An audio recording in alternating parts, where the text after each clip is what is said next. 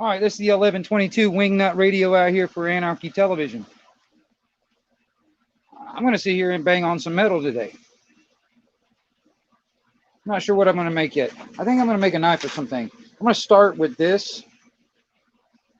This is just a piece of lawnmower blade that I got laying around, some piece of scrap. I think I'm going to make a knife out of that. So.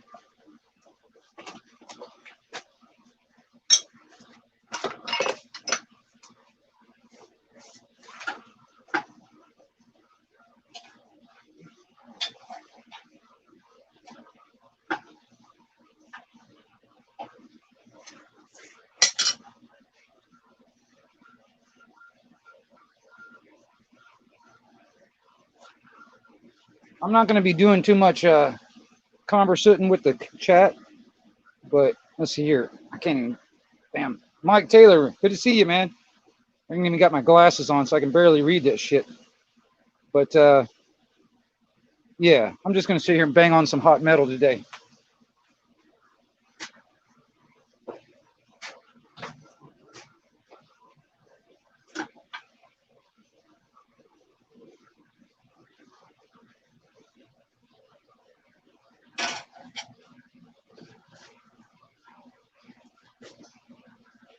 Trying to get something done, maybe a little knife or something. Damn, I'm gonna have to get my fucking glasses so I can read the chat. I can't read you guys. William, good to see you.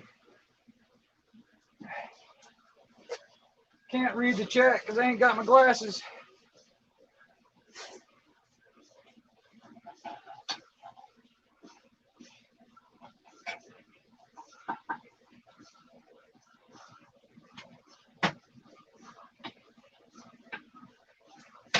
And it's getting really bad for me, man, when it comes down to, I don't have coal to do more knives.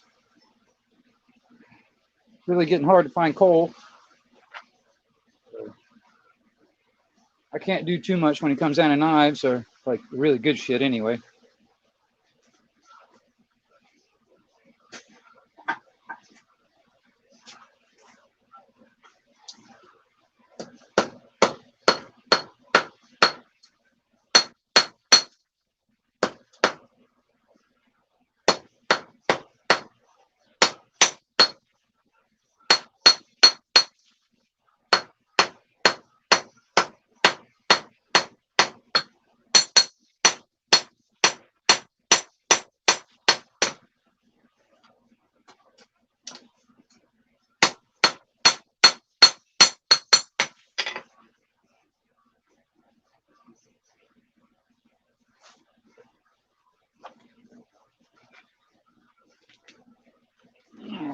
Let's see here. Who else? Oh, Andy, good to see you. Yeah. Like I said, I barely can read the damn chat. I ain't got my glasses on. So, yeah. I'll try and keep up.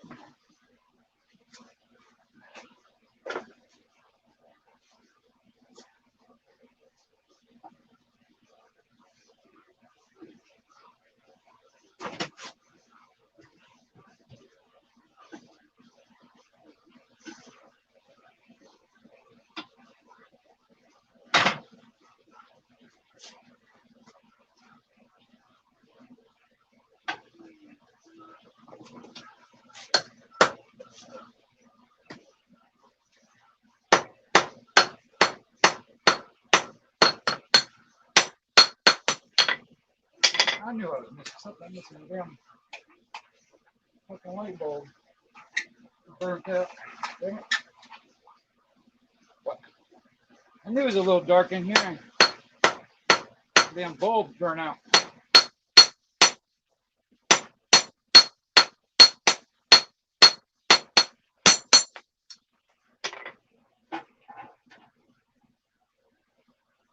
So right off the bat, that piece of metal, I'm gonna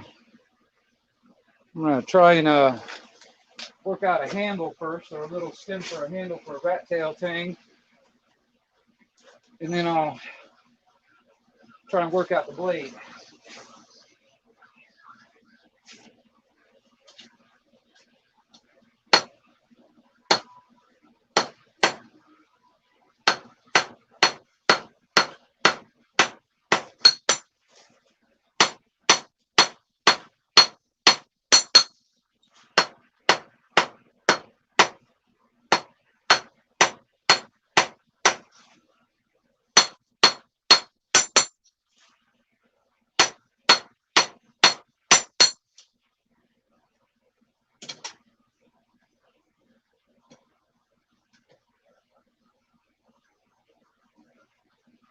One of these days, I'm gonna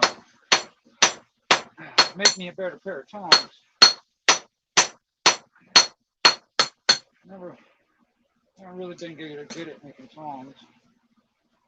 Eventually, I'm gonna make them.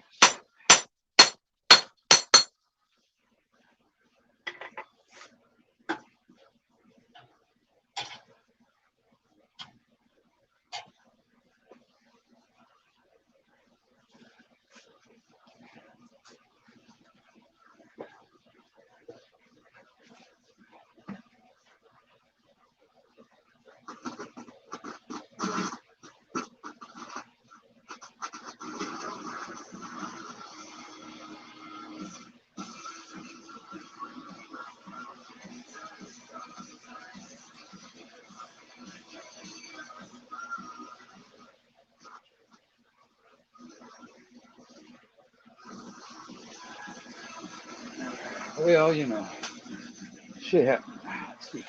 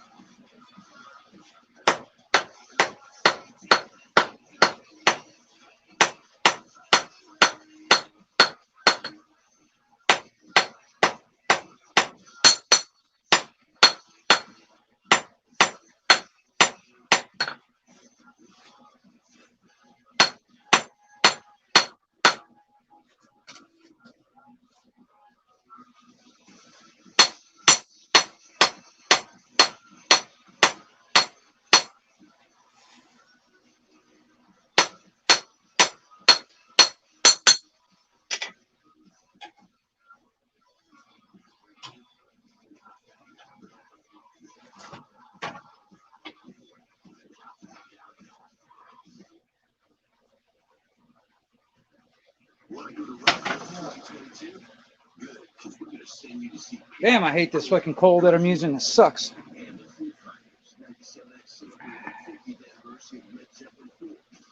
Steve, I see you in there.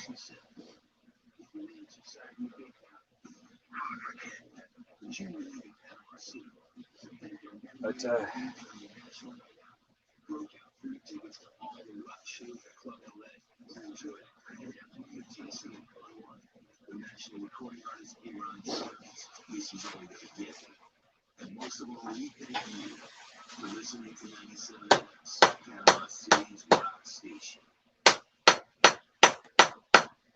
How can I promote my new curbside pickup service? It's possible. With Staples Connect, I need custom floor decals that'll get noticed, not just walked on. Also possible. Staples Connect can help your business grow with custom printed sales and marketing activities. Now, get $10 off signs, banners, and posters when you spend $50 or more. Explore what's new at your local Staples. Staples Connect, the working learning store. N73 valid in store and online. Visit staples.com/signage for details. We're planning a trip to Spain later this year for a Spanish pretty bad. So freezing out. Babbel's conversation-based method teaches you real-life words and phrases. And with Babbel's interactive bite-sized lessons, you'll remember what you learned. There's no easy way. all right. That's pretty much. I'm gonna make that the tang or the handle. That's gonna be the blade. So.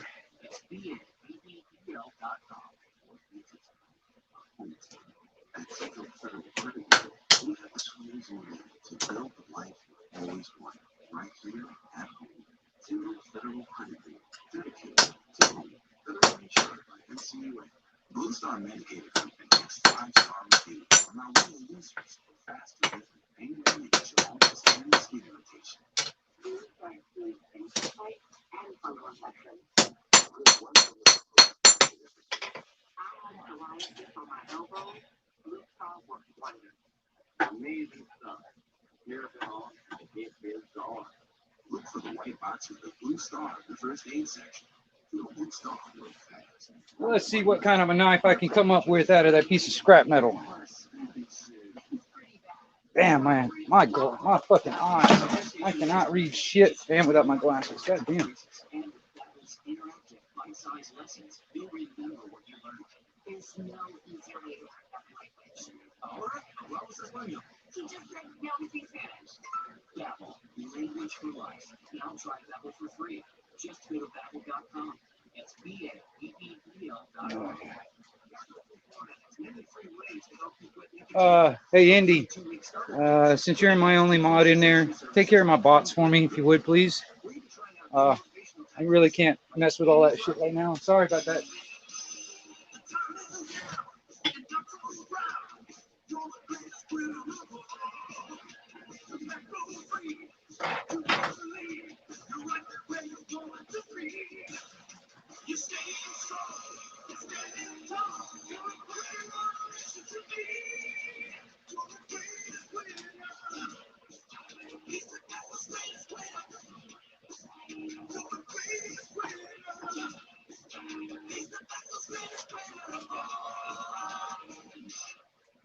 Cool. Yeah, that's awesome. Maybe we'll just stick to the ways we know work. Visit tobaccofreeflorida.com or call 1-877-UCAN-NOW for free nicotine patches. Hey, Gary, we need that tax report by tomorrow. Hey, Bobby, give me that expense for Harry's accounting firm. Client growth is exponential.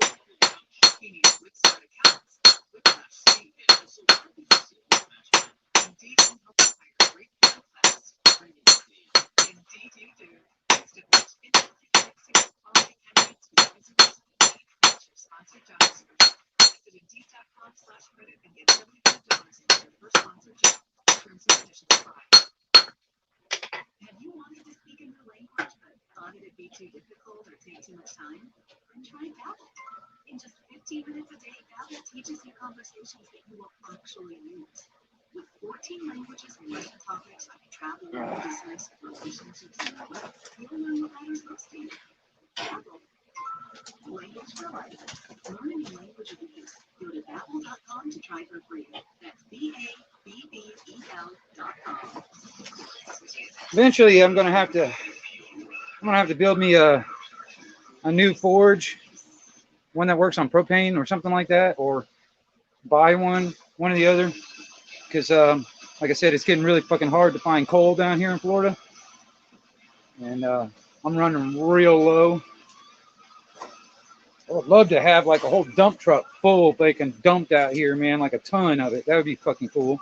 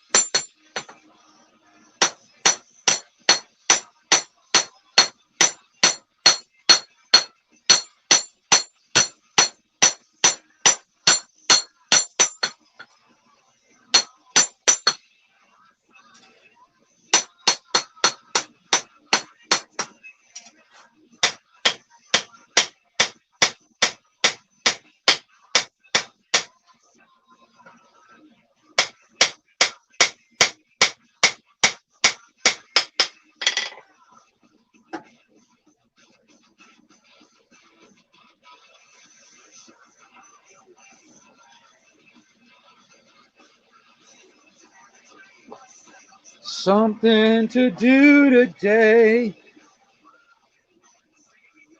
Something to do today. I am sitting in my shop making something. That's what I encourage everybody to do. Make something. Do something.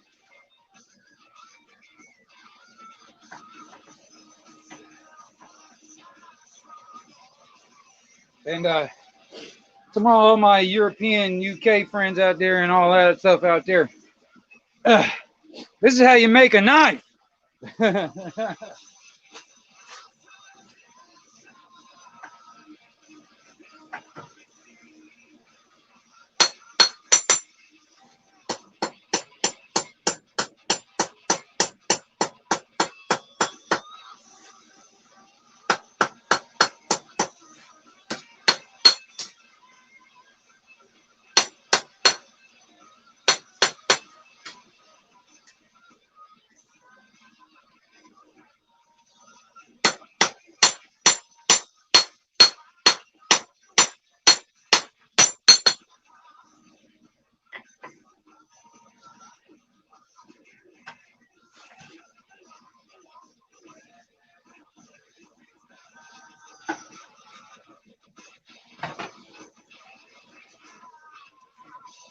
Yep.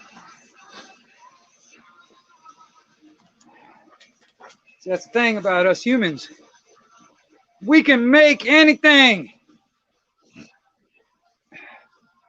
Actually, us American, we can do anything.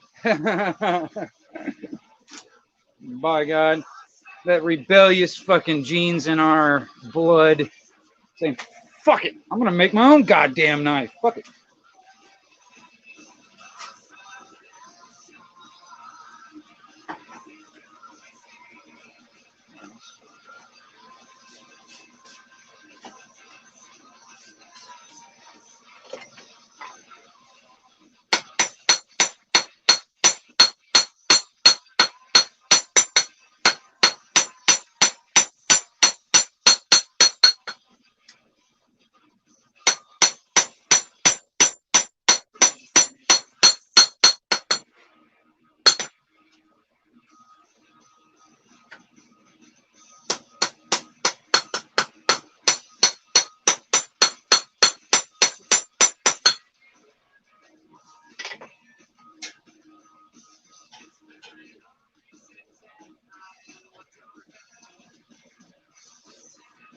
I don't know how much I'm going to be able to do today.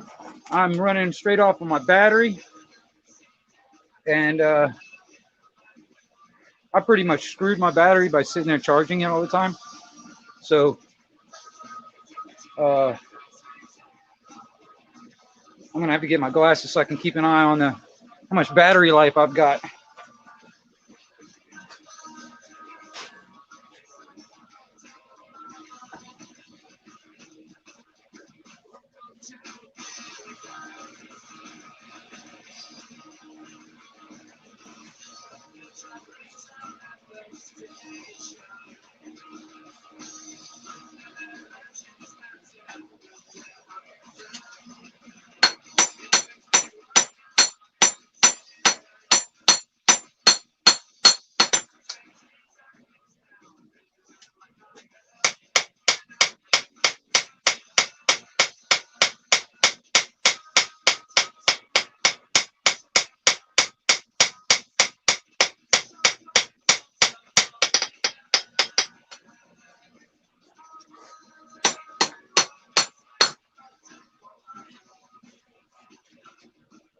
Getting there.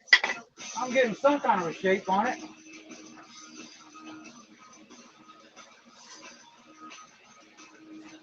Getting some kind of a shape.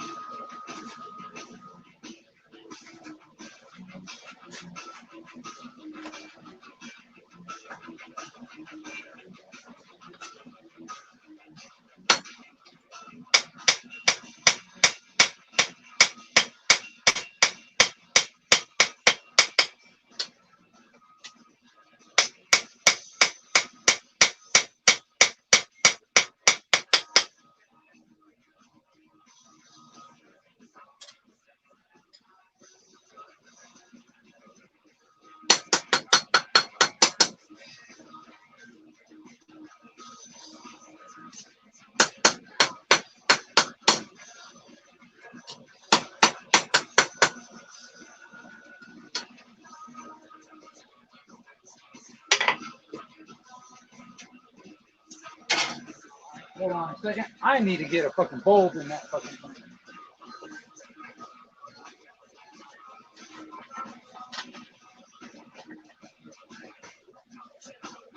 I think this one will work.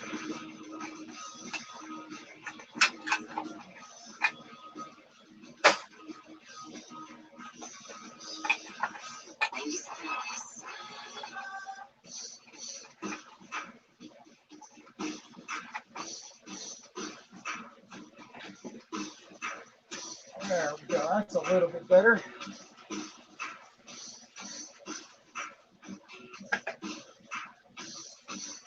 There we go. That's a little bit more light on the subject. There we go.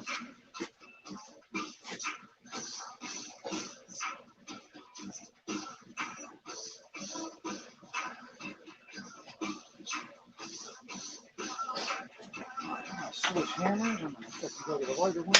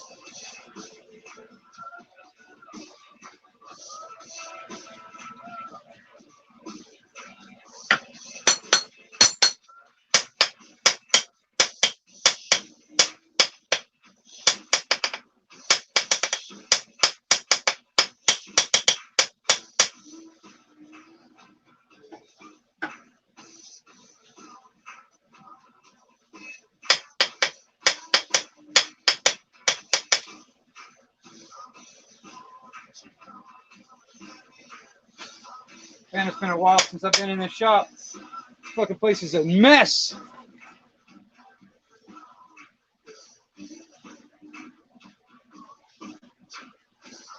What's up? Fuck off. Like I said, I can barely read the chat.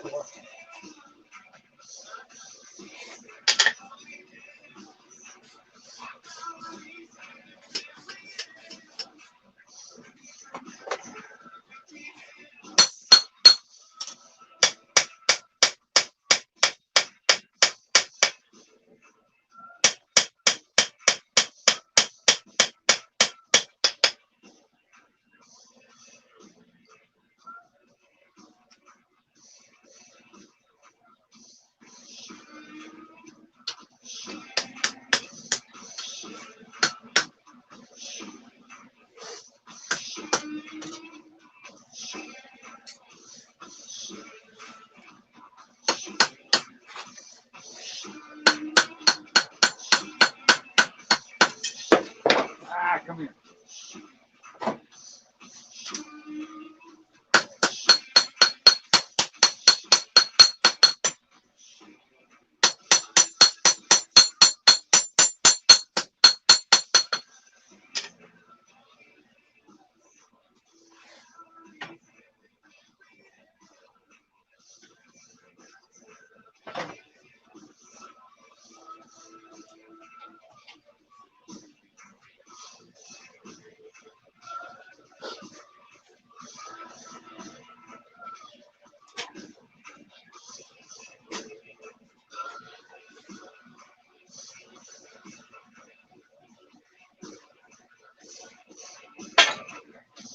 I have no idea what I'm going to use for a handle yet. I haven't figured it out. I don't know. A block of wood of some kind. Not sure yet. Hopefully that music's not too loud. Can you guys hear that background music in the background? I don't know if you guys can hear that. Here, hold on now and think about it. I'll turn on the background. So you guys don't hear what I'm listening to.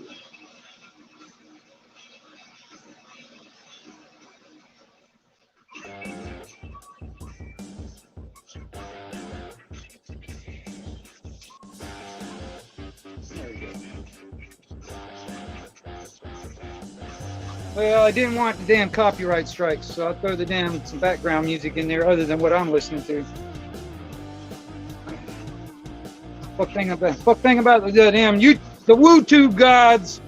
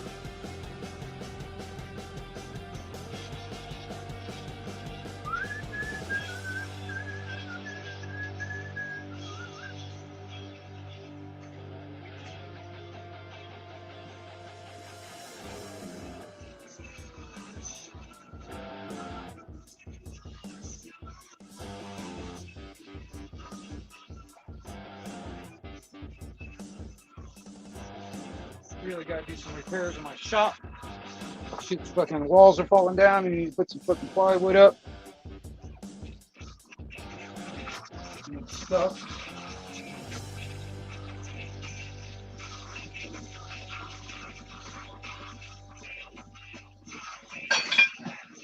I was making hatchets out of these. I was making like fucking axes or hatchets out of them. I'd fucking make like a fucking hatchet head out of that. And that's what I was doing. From like big battle axes or some shit, man.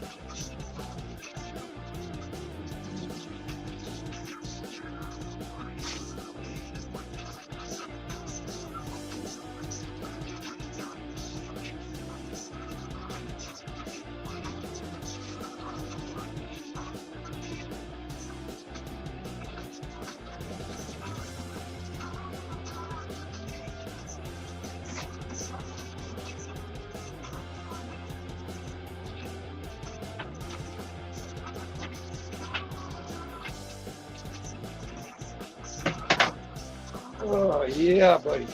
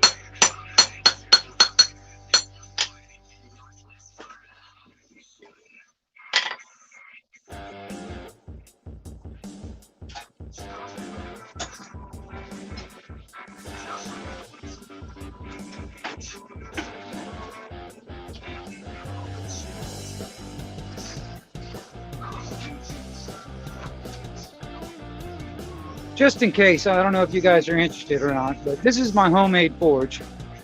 What that is a brake drum off of a semi truck sitting inside an old lawnmower deck that's been flipped upside down.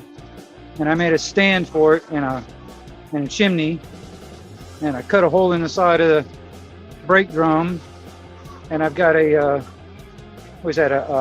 hair dryer as my blower, if anybody's interested. And it's coal fired, so.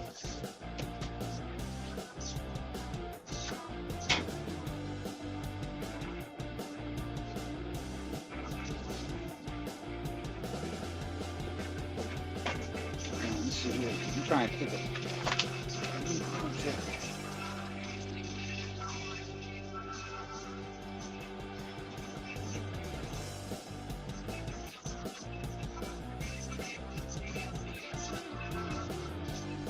Yeah, I'm hammering the tang. I'm just going to do a rat tail tang.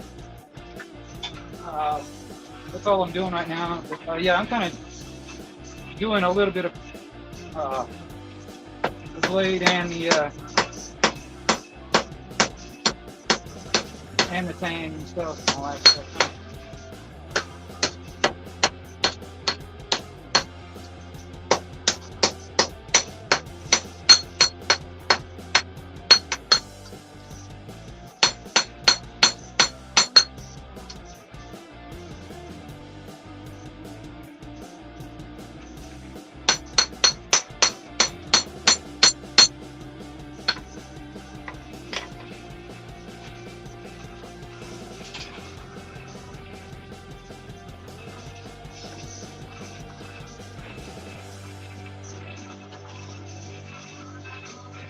But, you know, just a scrap piece of lawnmower blade I had sitting around. I've been meaning to come in here and do some shit. I don't know if this would be something I'll turn around and sell. I don't know, I might even keep it for myself, depending. But it's just something to do. I do need to get in here more often, you know, and get back to making shit.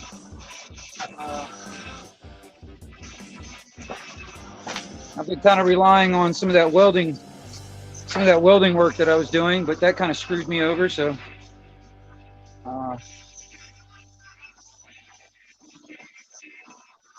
yeah. Well, you know, when it comes down to building the damn forge and all that, man, you know, just gotta do what you gotta do. And,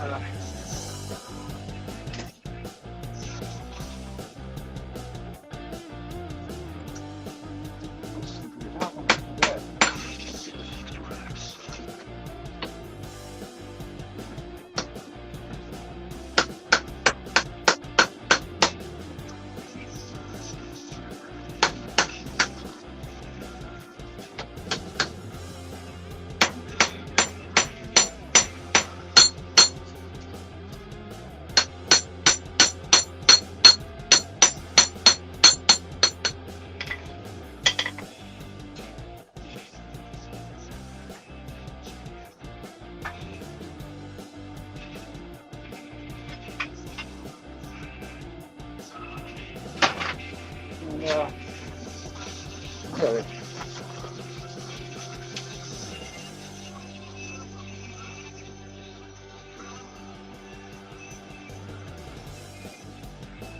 No, Damascus is that's a lot of fucking hammering. I'll wear my shoulder out doing Damascus, so I mean, you know, I don't really, and I'm not that good at forge welding. It's still something I'm working on when it comes down to forge welding.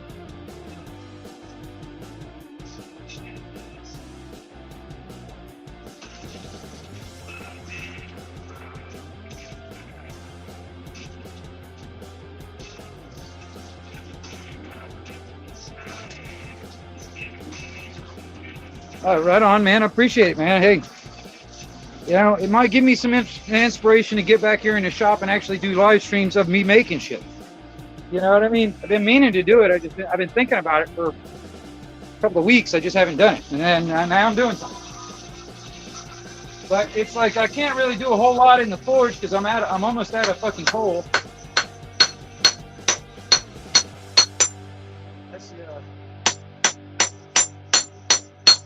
That's the one problem about my forge right now. It's like I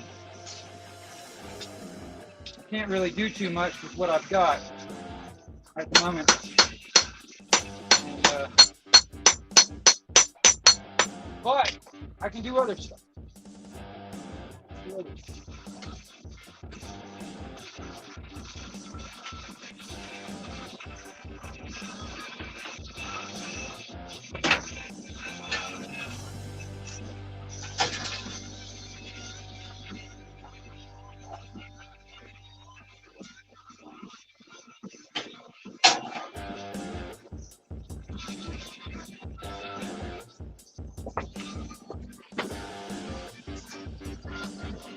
And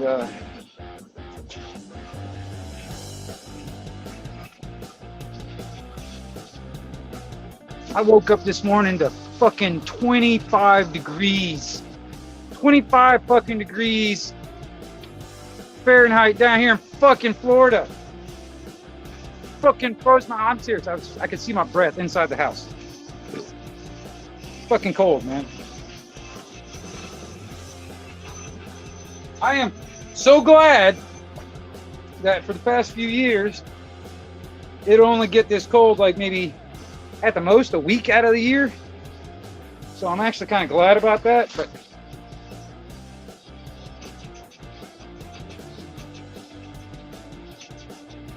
dude, ah man, NC Girl and both NC Girl and India, Independent Men United, have been trying to get me on, get me some PayPal shit worked out. You know, they're trying to help me out with that stuff. I'm working on it. You know, I really appreciate you guys wanting to donate and all that stuff. That's pretty awesome. It's not really about money when it comes down to coal. Well, yeah, it is, but it's just down here in Florida. It's not a big call for coal down here, so it's kind of hard to get down here in Florida. And then plus a lot of the damn coal mines have been shut down by our illustrious fucking corporation calling itself a government. So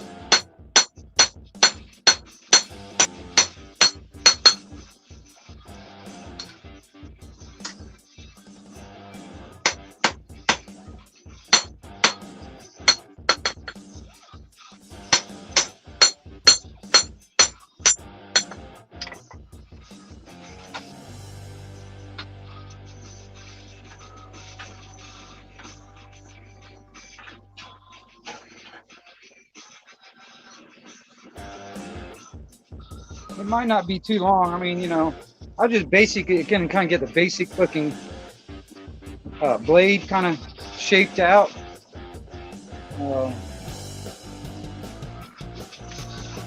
And we'll go from there, I guess.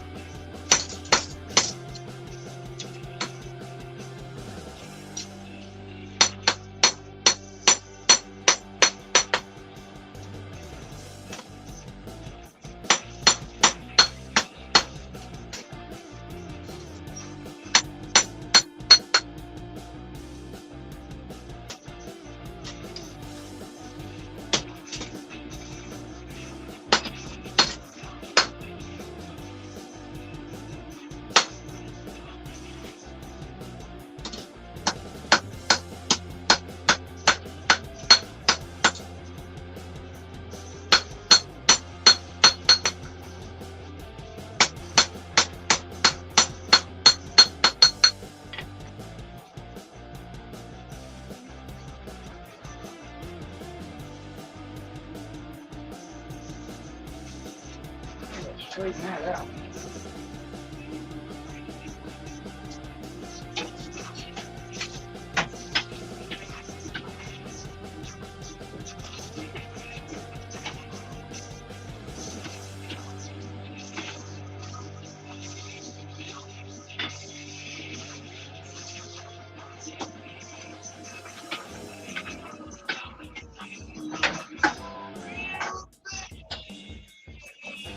Yeah, I used to do a lot of Renaissance festivals around the country at one time. It got me interested in blacksmithing and bladesmithing and a lot of those old skills, the old skills and shit. You know what I mean? The stuff that blacksmithing is what built this country, man.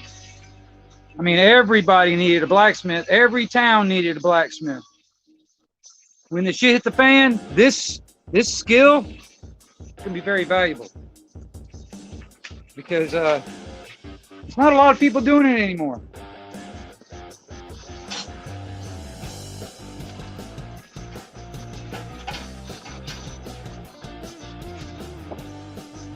You know,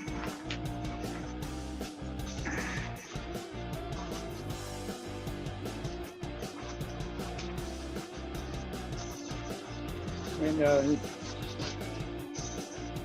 that's one of the things when it comes down to prepping or survivalist or whatever you want to call it. A lot of people think it's just nothing but stacking food to the rafters and all that shit, having your guns and have a bunch of ammunition. I see skills as a big part, if not more important. Because I mean, even on trade items, I can trade my skill. I don't even have to carry anything with me. It's all in my head. Like on a barter system scenario. But that's one of them things, man. People, I don't know if a lot of people are really thinking about that. There's some, I'm not saying all, but there's not a lot. I see a lot, I keep up with a lot of these so-called quote-unquote prepper channels. And that's what mostly I hear. It's like, make sure you got a bunch of guns and a bunch of bullets and stack your damn pantry up to the ceiling, Much more than that. Much more than that.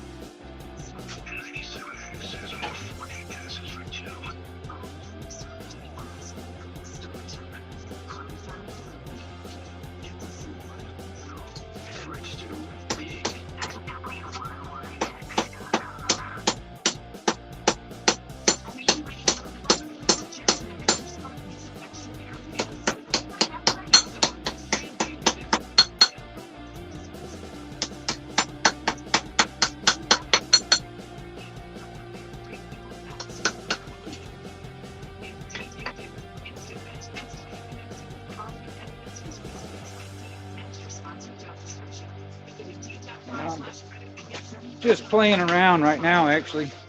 Kind of seeing what I come up with. The poor people who survive.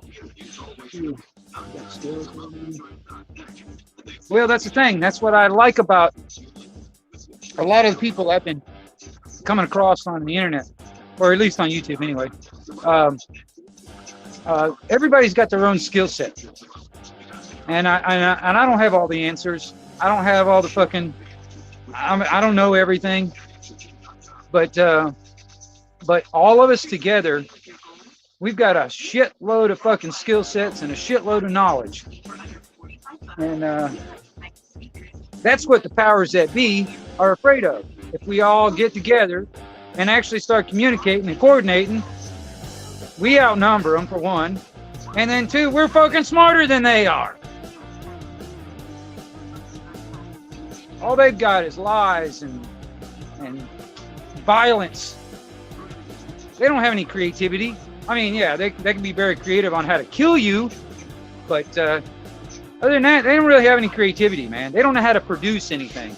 They don't know how to make something out of nothing. All they got is, violence and theft. And, that's all. That's it.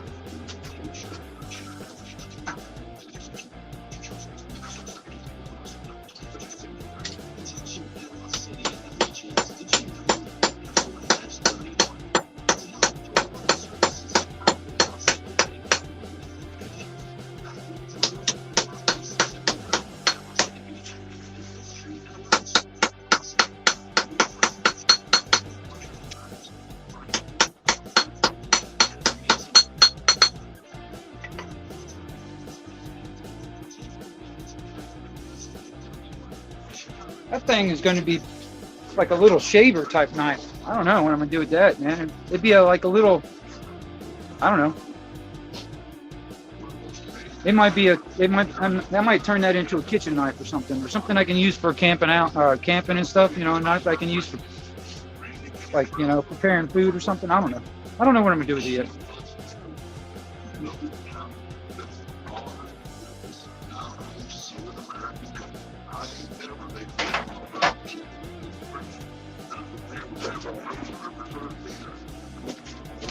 I'm gonna have to go in the house and get my damn glasses, man. This is a pain in the ass to sit there and try and see what y'all are saying.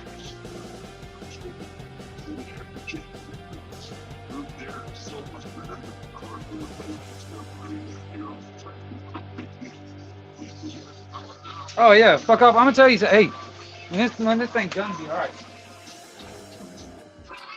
I'll put a nice edge on this thing, man. And this is good steel, so it'll last for a long time. That's what I like building. I like building something that's gonna last for a lifetime in a way.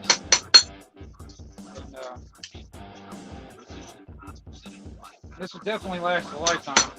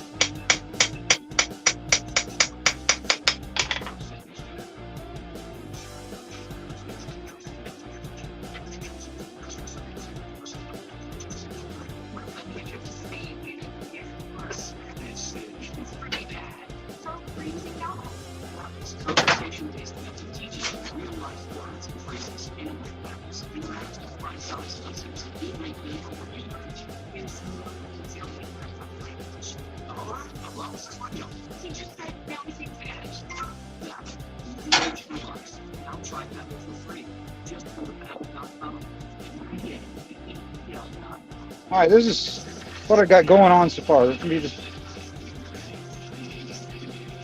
What I'll do is I'll probably put a more sharper point on that thing.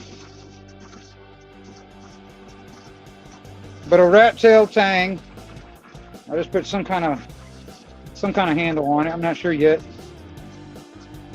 But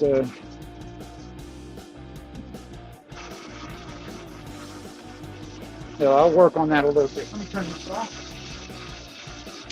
Turn my blower off.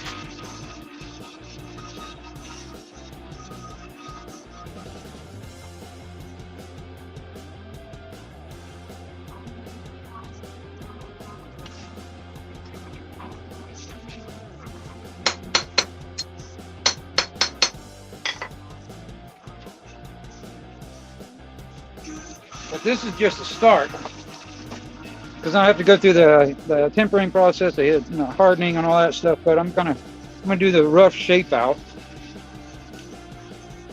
and can't read what y'all doing. That's a good start. Yeah, good start. But that'll be a good like little shaver type, you know, and that's the thickness of the blade. And that's how much I've hammered it down, you know, on the edge.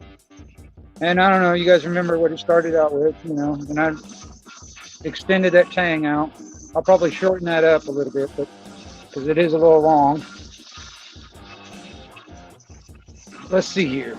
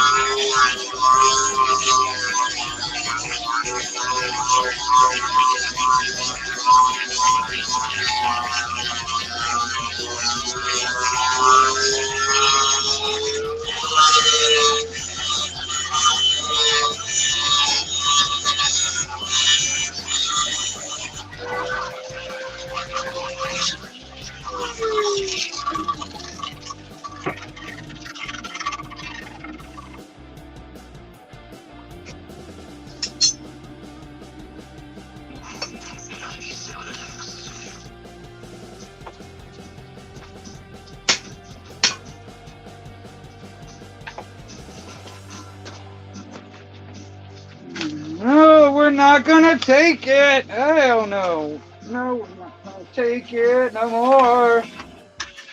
We're not gonna take it no more. No. What the hell? No, we're not gonna take it no more.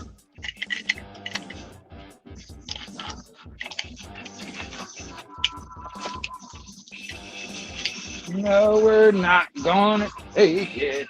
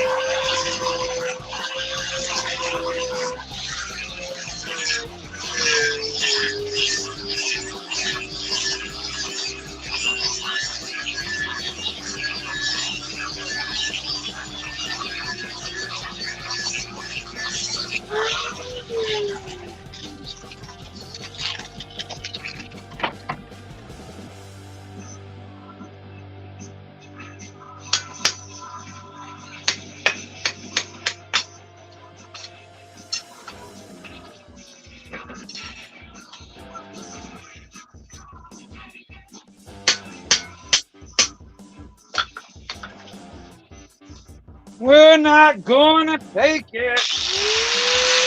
No, we're not gonna take it.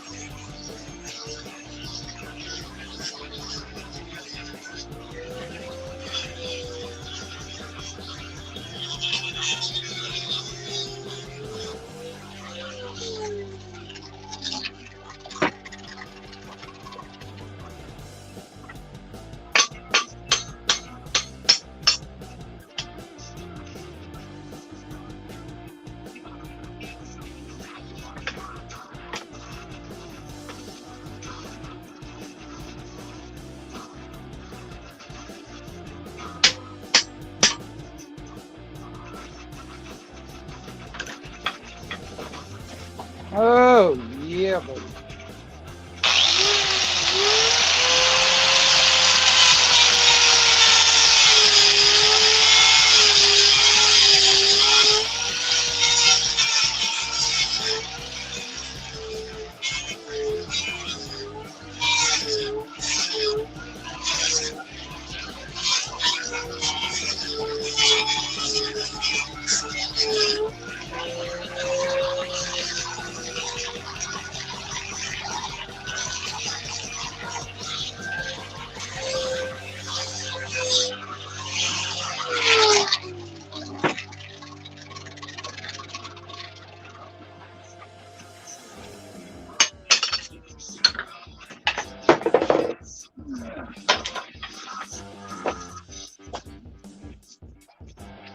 All right. Still getting a little bit better. Got some shine to it now.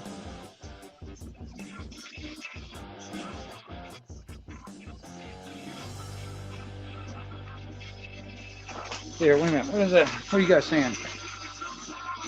You work at my dad's shop.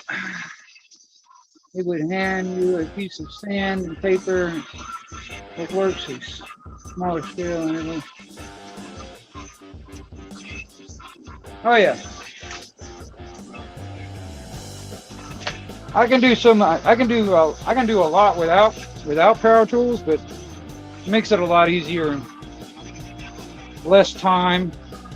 Because I mean, seriously, man, I cannot sell this stuff. I cannot sell this stuff for what I think it's worth, because honestly, people won't pay for it. I mean, it takes a long time, especially if I did this all like basically hand tools, the old-fashioned way.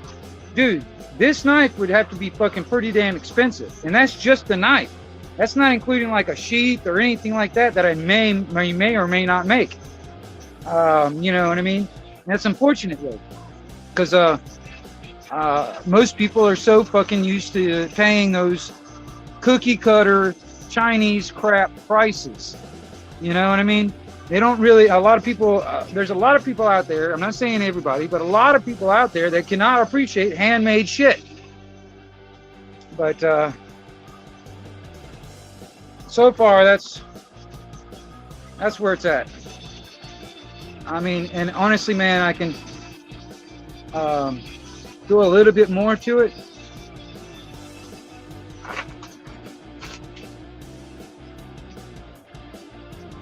Not too bad. It's already kind of sharp already. But I can work this down on a belt sander and kind of work that edge down a little bit better. And then I can put that back in the forge and temper it and harden it. And then that'll be, the blade will be good. Then I got to concentrate on what I'm going to do for the handle. Now I'm probably just going to put, I don't know. This is an old handle from something else. I don't know.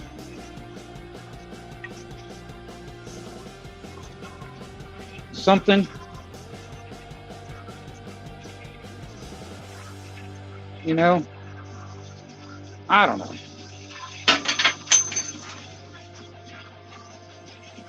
Yeah.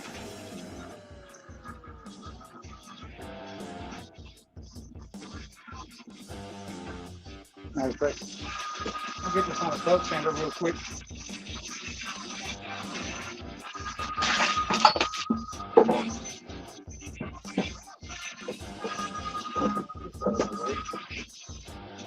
And I can move this over here.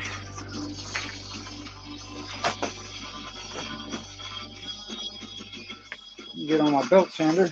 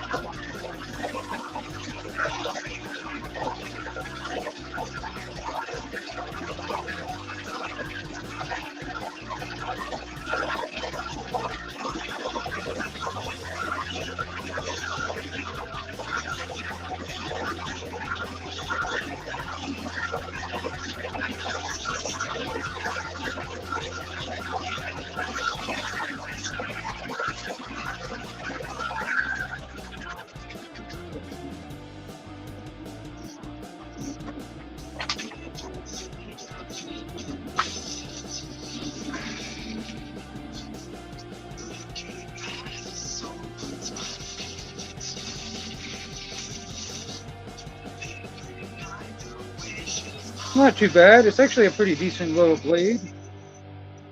You know? I don't know.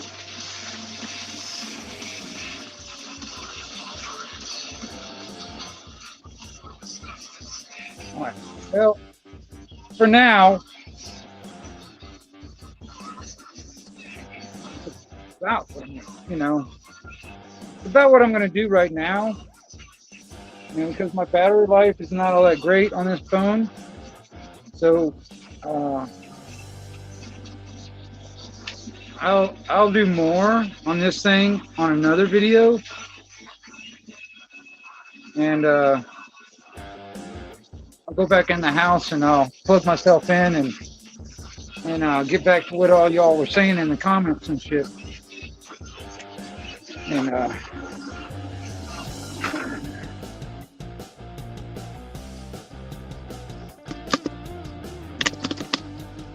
my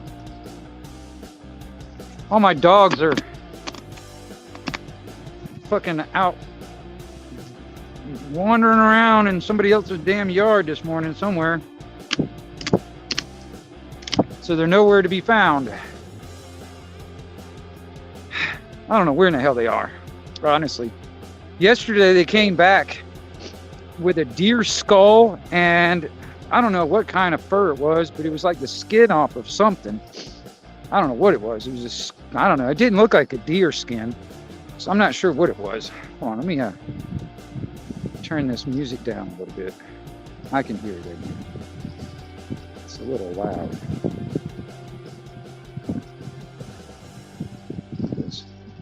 And let me go back into the house and put my glasses on where I can see. Fucking. Hey, there's one of them. Oh, there's the other one. Hey, there's the other one. Where in the hell y'all been? Huh? Where have y'all been? Huh? Where in the hell y'all been? Oh, there's the other one. Okay, all four of them are back. Cool. I didn't know where they were. They weren't here earlier. Fucking running around. And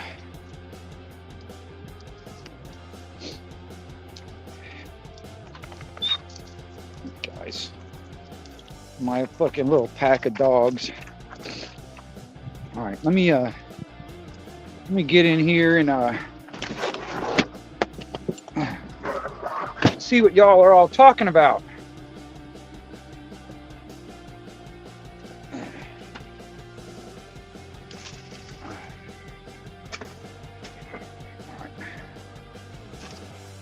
I can't read a damn thing without my glasses. See, I mean, it's like that's the thing about getting older. Damn eyesight's going.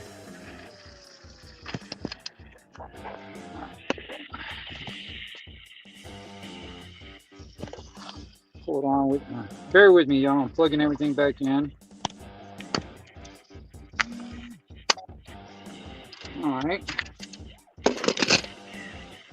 All right, let me get my glasses. All right, let me see here. I'm gonna go back and I'm gonna read what y'all have been talking about because I missed most of it. If you don't mind bearing with me for a second. All right.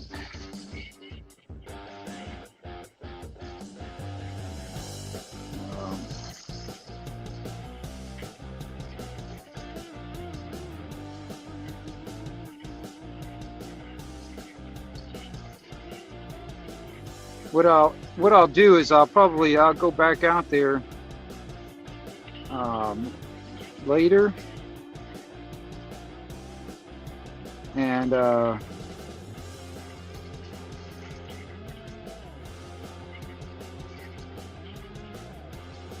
I'll do some more finishing up on it, you know, kind of like, you know, I'll have to build me some kind of a handle for it. I'm not sure. Yeah, and actually, Sheepdog, I don't know if you're still in there, but yeah, actually that railroad track amble, that's an old piece of track.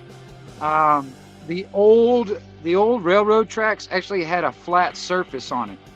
All right, the more modern tracks nowadays, they got kind of a curve to it on the top. Um, but the piece I've got is an old piece of track, so it's got the flat top to it. And my actual amble, it's old and it needs it's seen some better days, and the flattest surfaces I got is on that railroad track. I think about it. Like I said, I'm just kind of going back with the chat here.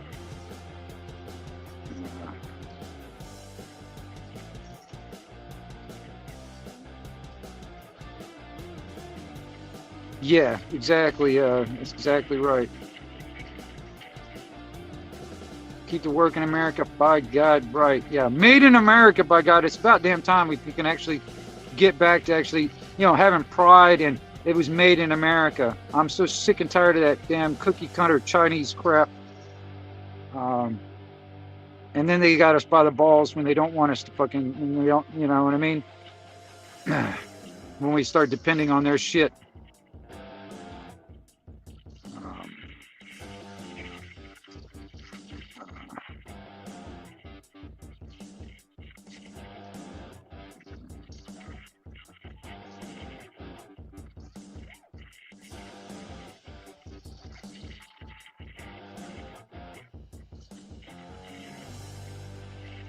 Oh, right on. That'd be cool. Yeah, Sheepdog, I'm kind of new at the Discord. I'm not really. I'm really just in YouTube, and the only reason I even opened up anything on Discord is for me and independent. Because she kind of hooked me up on it and kind of got me. But even then, I'm still trying to figure out that Discord thing, man. It's not really something I'm used to. I'm just still trying to figure out how to navigate that stuff, man. Good to see you, Tony.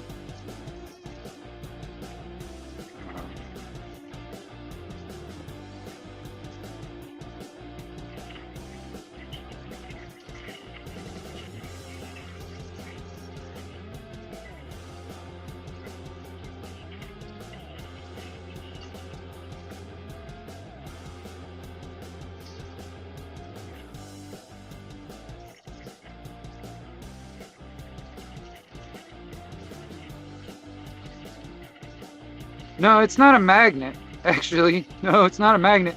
It's actually a piece of, it's actually, it's part of a railroad. The thing I was using for a clamp. It's actually like it's part of the railroad shit. It's a piece of metal they use to clamp the railroad,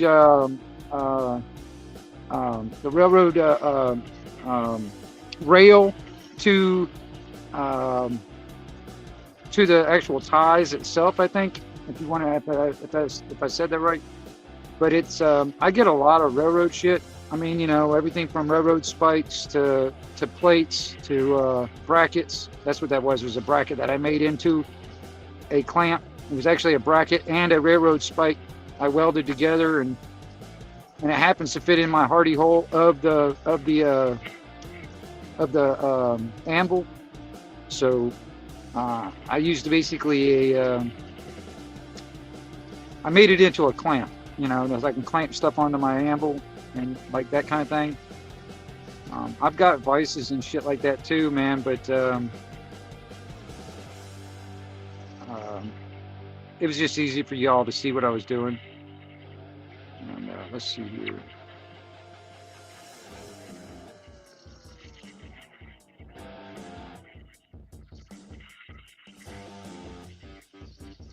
Yeah, well, see, that's the thing. I'm trying to stay with quality.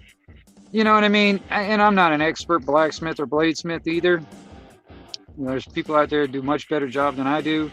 I mean, people say, man, you should get on that damn TV show, Forged in Fire. I'm like, fuck all that shit, man. That ain't for me. As an antique dealer, I have handled many antiques, handmade knives. Right on, right on. Well, see, that's the thing, man. I've seriously have noticed this because I've had people try to work me down to like half of what I'm asking for. you know, and it actually kind of irritates me. I mean, it's insulting in my mind. Um, so I've actually gone off on people. I'm like, you know, like let's say I've got a knife for $40. I've got it priced at $40. I'm willing to work, you know, five, maybe $10, but I'm willing to work with the price a little bit, but not much. But I've had people, it's like, let's say I got it for $40. They're trying to say, hey man, uh, will you sell it to me for 20 or less than that or something like that? That to me is an insult. So I've actually gone off to people and it's like, listen, man, you can keep your fucking money, take your ass, go down to the fucking Walmart and buy yourself a fucking knife because you're not going to get one of mine for that. You know what I mean? It just, you know, if you're going to insult me, I'll turn around and insult you right back. In my mind, it's like, get the fuck on down the road, take your fucking money. I don't need it that bad. You can take your fucking money and go spend it at fucking Walmart for all I care. You know what I mean?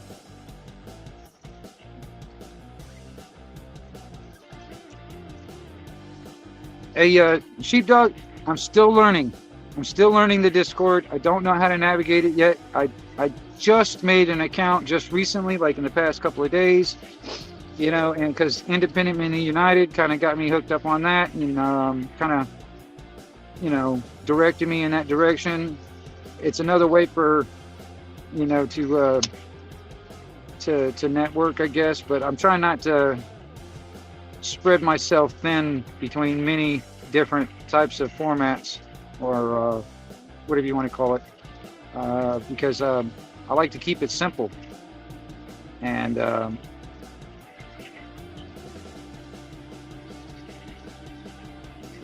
right on.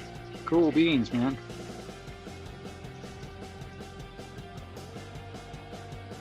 Right on. Thank you for grabbing that bot. That's awesome. I see it. So that's cool. Yeah, I'm gonna have to. You know, Sheepdog. I'll have to. Like I said, I'm gonna have to. Me and Independent are gonna, you know, I'm gonna have to work with her when it comes down to like, you know, navigating that stuff because she's been helping me out on it. And right on. That's cool. That's cool, Sheepdog.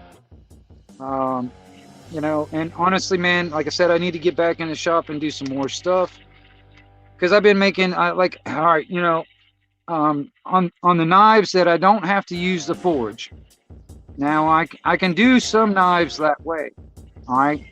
Um, like I was making the blades. Uh, hey, right on, Jason. I was making the blades at a old skill saw blades. I was making the blades out of that, and it really didn't require my forge. And then also I was making, hey, what's up, popcorn? Also, I was making like fillet knives out of what was that, big old like bandsaw blades like you use on like a sawmill. I was using that metal to make a like fillet knives, you know, for like, for, you know, cutting up fish and shit, you know, that kind of stuff. That type of, you know, fillet knife, because it's got a lot of flex to the metal, and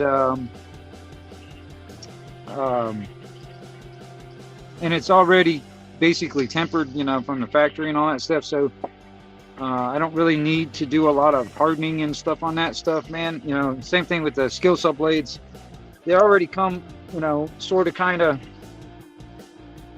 tempered or whatever, man, from the factory. And so I don't really need to do a whole lot with the forge on that stuff when I'm making, you know, those particular type knives. Now the other stuff I make other stuff, you know, metal sculpture type stuff. You know, I take junk, you know, just random shit, and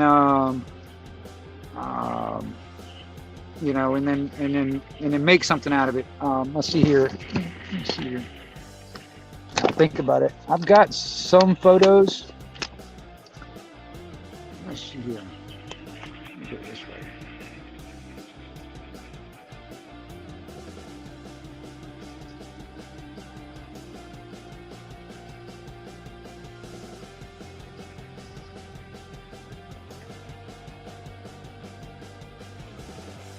Now, here's a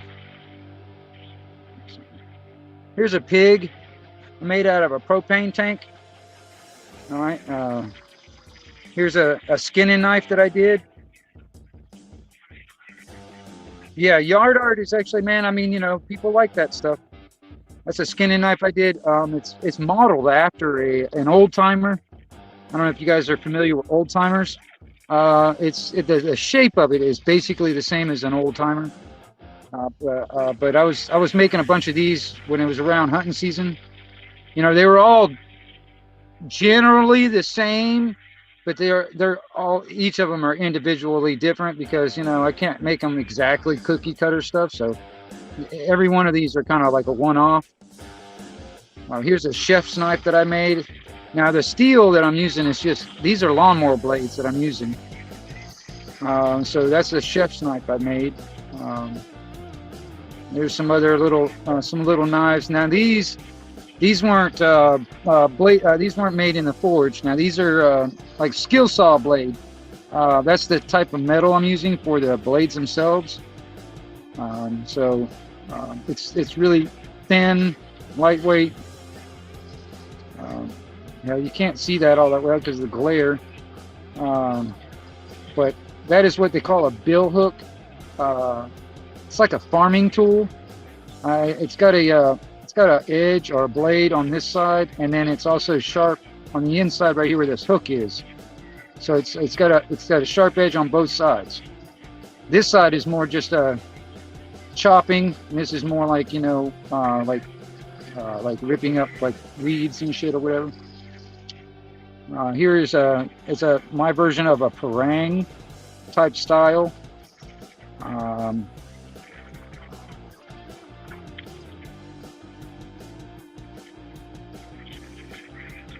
And I like that. I like that style. It actually came out pretty good. There's another one I did. Now these are all lawnmower blades. I use them for the steel. Let's see here. Here, another pig made out of a propane tank.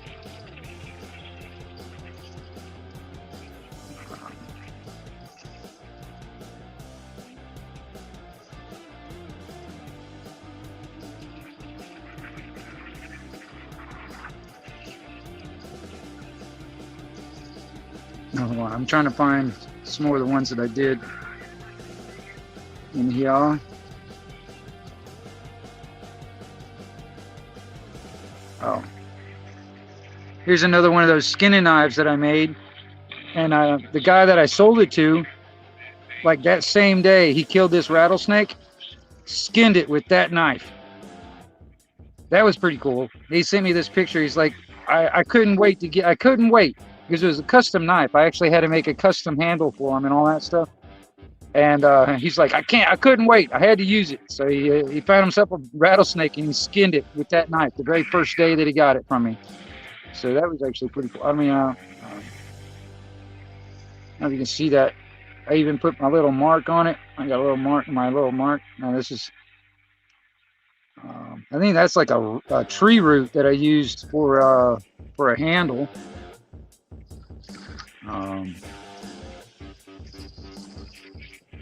Let's see here. What else do I got? This is a cool picture of me. It's a cool picture of me welding. I actually kind of like it because you can see all the little stuff flying off of it and the smoke and all that shit. It's actually pretty cool how that photo turned out. But yeah.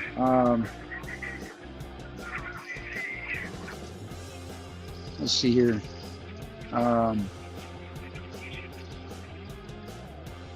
Oh, now this is interesting. All right, now my brother just retired from the military. He used to work on these type of choppers. He was a medic. So if I can find it real quick, I made him for his retirement. I made him a helicopter out of an old catalytic converter. And if I can find it real quick. an old catalytic converter and some lawnmower blades for the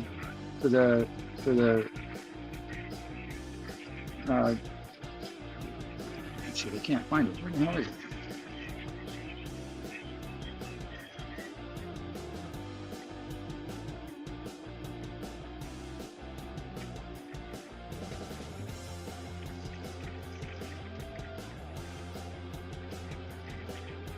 Oh, well, can't find it right offhand, but I got some more stuff. There's more. This is like a like an elephant or something like that. I don't know. I made that out of a propane tank. There's a, you know, like a planter. Put a plant in it. And some more stuff that I was making. Like I made that little motorcycle, that little bug. This is another like this creature right there. It's a bigger picture of it.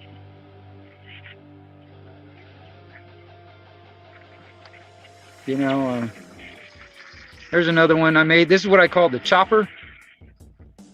That's actually a deer antler for a handle. It's a better picture of it right there. That's what I call the chopper. That's let's see here. There you go. Out of a crescent wrench. My little creatures.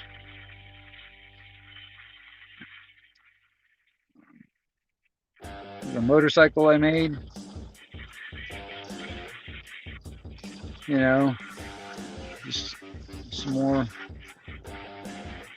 more motorcycles. At one time I was going down to these bike rallies and stuff. I was making stuff. Here's a flower I made out of a bunch of nuts and washers and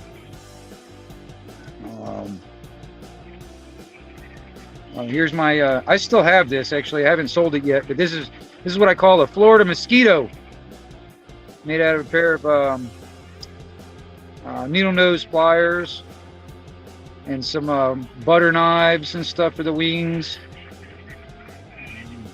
Well, here's another dagger I made. I made that specifically for somebody. It was a custom deal.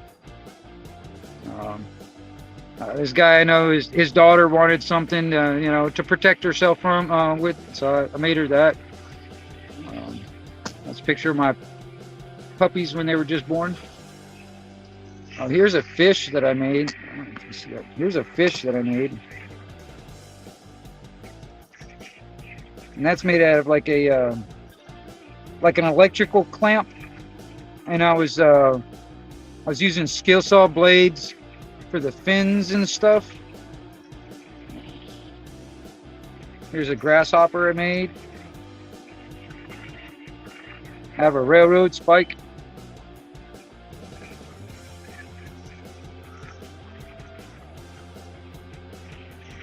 And some more. Has a scorpion. Scorpion back there. Here's another fish I made out of vice grips.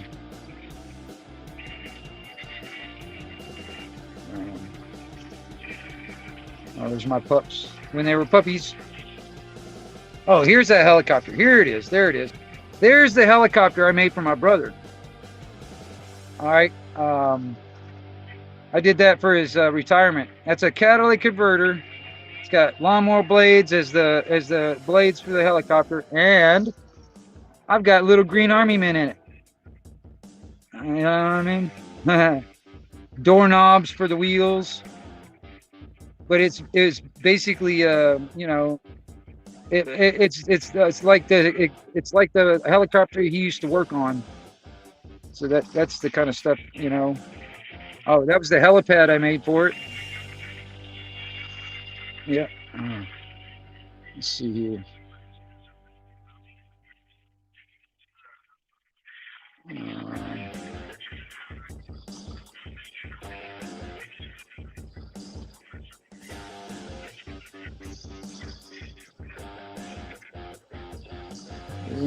God dang, man. that music's actually kind of, it's not even turned up that much, but it's kind of loud. But anyway, I don't know. Just not used to hearing it. But anyway, that's that's generally the kind of stuff that I've been doing. I've been working on.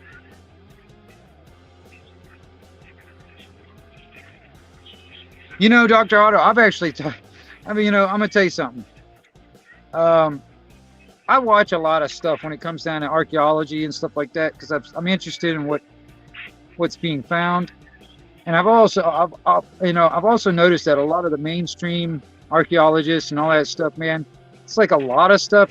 Almost everything that they find, they claim it's some kind of a tomb or some kind of sacrificial thing or some shit like that. You know, everything. It seems like everything they find, oh, this is a tomb. You know what I mean, or whatever. I'm curious what archaeologists are gonna say when they start digging us up, you know, in about 500,000 years or, you know, a couple thousand years down the line and start digging us up. And, you know, they finding like, I don't know, whatever. They find like a damn car or something like that. And, oh, this must be a damn a tomb or something. This is a burial site. You know, I'm like, you know, I don't know.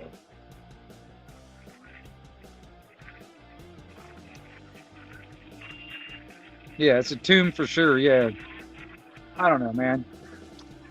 You know, it's like it's hardly ever anything that's you know, it's hardly ever anything else. It's always like a tomb or some kind of sacrificial thing. I mean, seriously, if you look at everything that they found, they dug up.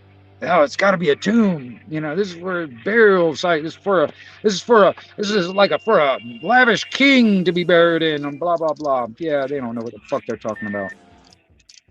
Um, you know, not everything you find under the ground is a fucking tomb. Well, I mean, whatever.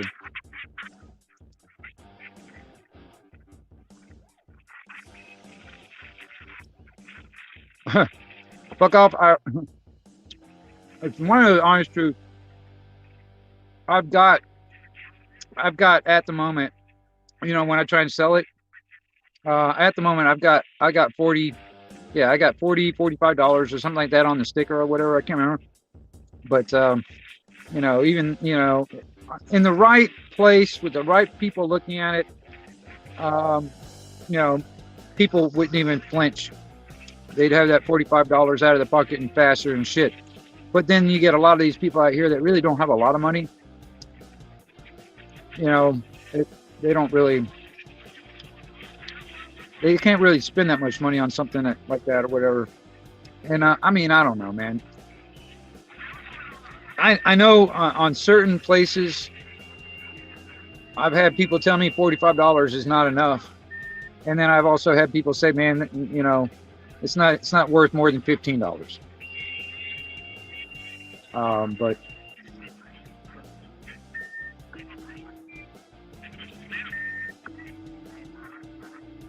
yeah.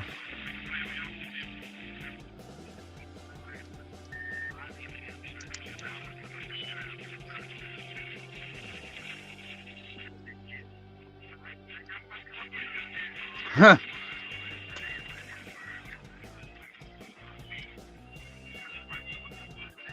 Right on. Well, I'm working on it. You know, I got to get something set up. I'm gonna try and get something set up. I don't have a bank account, so I mean, I don't think I had. I mean, you know, Indy was telling me, man, you know, she was showing me some stuff where I don't need to have a bank account to get one set up, but for certain other things, I need to have the bank account set up, which I don't really want a bank account. I haven't had one for years. But if I can work out something like that where I don't need a bank account, I can just do something like a PayPal or something like that. You know, I can sit there and I can showcase some of the stuff. Here, I'll even show you this too. I don't know if any of you guys have seen this. This is another knife that I made myself. I made this for myself. This is a straight razor type knife. I made that for myself. I usually keep that in my boot. That's my boot knife. But well, I appreciate that, fuck off. I'm gonna tell you, um, I think it's pretty cool um, that you guys like my stuff. That's pretty cool.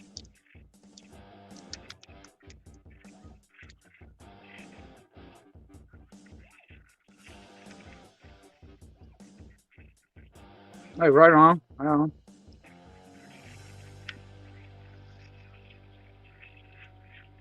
Well, I'm gonna tell you, Doctor Otto. I'm gonna tell you, like I said, majority of for me, I don't really get. I only get a certain amount of people seeing my stuff.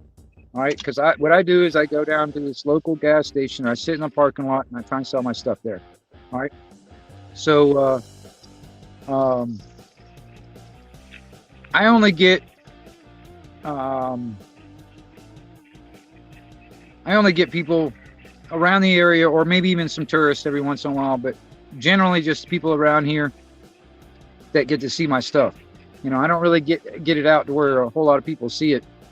But that's the reason why I want to try and actually, utilize YouTube for that, where I can actually get people from all over the fucking world to look at it.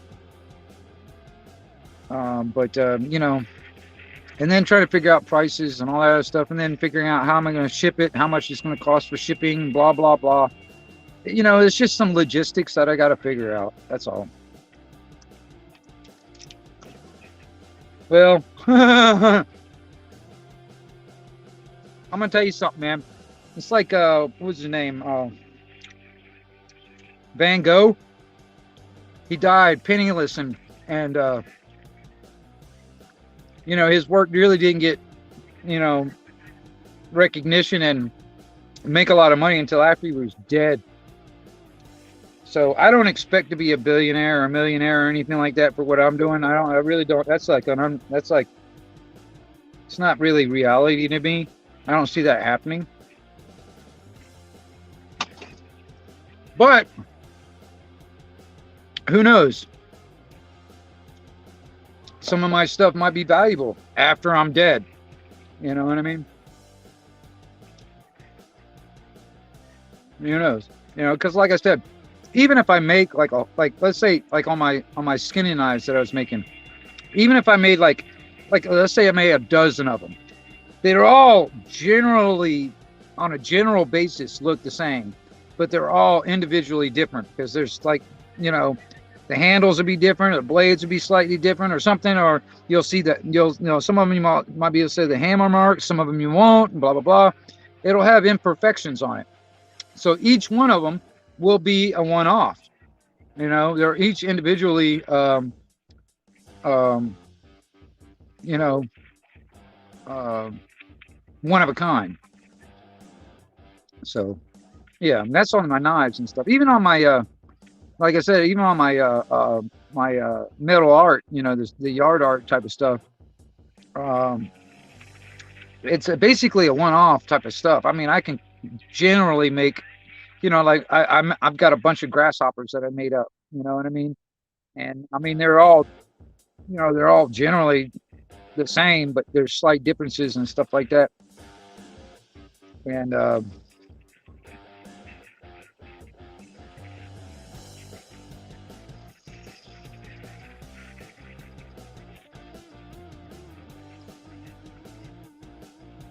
well, see, that's the thing about Van Gogh. I mean, that's the thing. He died penniless, though. I mean, he died penniless, practically a homeless guy. You know what I mean? Because at the time, nobody really wanted his fucking artwork. But after he died, his artwork became very fucking expensive and very sought after and shit like that. So he didn't really get to see any of the benefits of his artwork. You know what I mean? He was, struggling just to pay rent or buy food by selling his art. You know what I mean? I'm in the same boat. I'm gonna tell you something. Starving artist is not just a fucking cliche. It's a reality. I mean, most artists are, quote unquote starving. There's not a lot of artists out there that actually can produce some stuff like that. The quality, not quantity. And I don't know. I mean, there are a few. I mean, it's just hard to kind of like make a living doing that. That's the thing about. That's what I'm trying to do. Is like I was kind of forced into it a couple of years ago when all this stuff started. To kind of basically turn my hobby and into a micro business, because that's about how small it is. It's micro, and to pay my bills. That's what I've been doing for the past couple of years, except for just recently when I was doing that welding stuff. So it kind of screwed me when that kind of shut down, because I was kind of used to getting that money that I was making doing the welding and stuff, and I'm not interested in going out and finding a job. I'm really just not interested anymore. If I do, I'm going to do any kind of work for people or anything like that. I'm going to work under the table. I'm going to, all that shit. I want 100% of my earnings coming to me. You know what I mean? I mean, I still got to pay some taxes here and there, like when I buy food or whatever, or, gas. Yeah, still got to pay taxes and stuff. But on a majority basis, I want majority of my fucking earnings coming to me, not to anybody else. And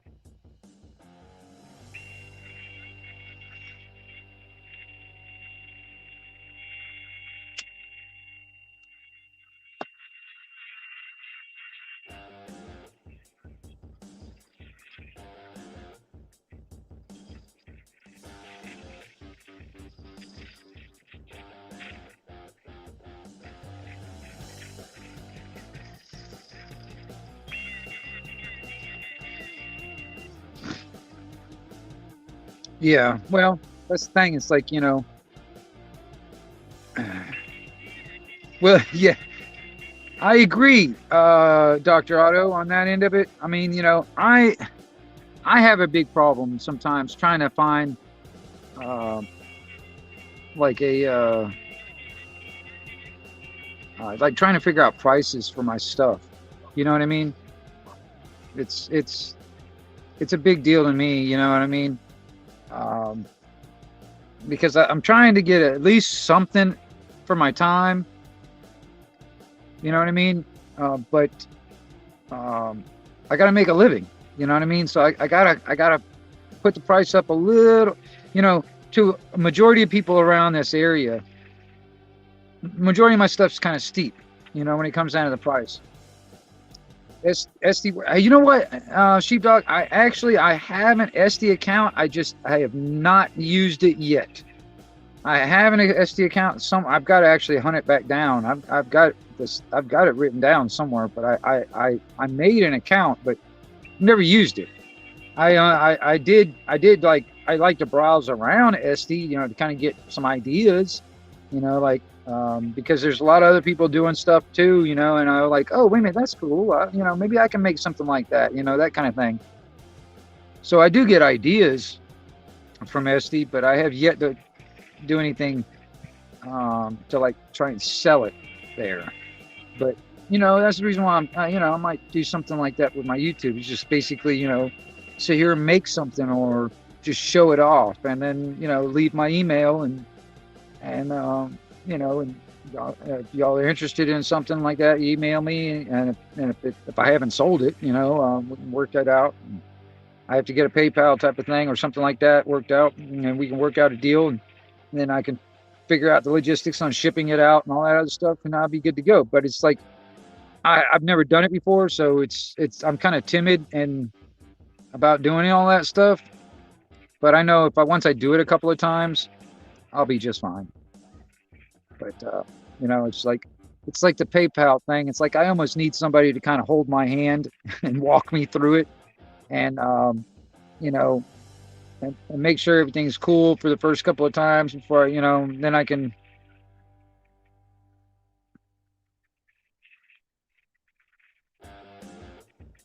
Yeah, I've noticed that I've seen some really shit fucking knives. I mean, complete crap. And they're selling for like $60. $60. Like, you got to be kidding me. I mean, god damn, I know I can do a hell of a lot better than some of those guys that are making some of that shit. And if somebody's actually willing to pay $60 for that crap that I've seen, I know damn well I can probably get about 150 for some of mine. You know what I mean?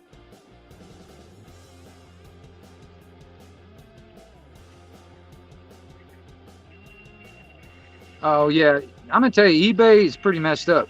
I'll tell you this, man. You can buy a fart that has been sealed up in a jar.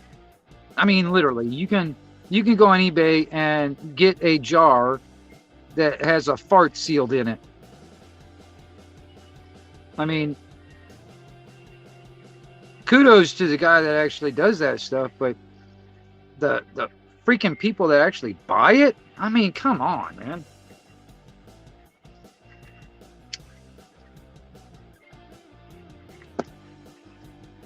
But people will buy some strange shit, and they're willing to pay some good money for it too.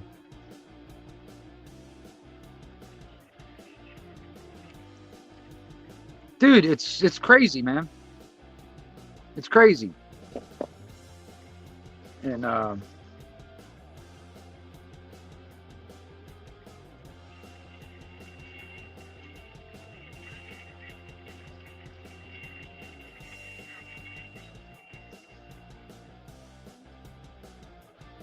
yeah, right on, Dr. Otto.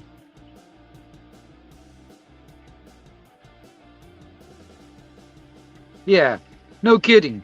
I mean, like I said, kudos to the people that are selling this stuff and actually making money off of it. But come on, people. Why are you buying some celebrity's chewing gum? What the fuck? And I mean, and spending like lots of money on it too. I mean, come on, man. You know, the amount of money that somebody spent on a fucking piece of damn chewing gum that somebody like Beyonce fucking chewed on. I mean, that could pay my fucking bills for like 2 months. I mean, come on, for real. But even then, you know, you don't know what you're getting.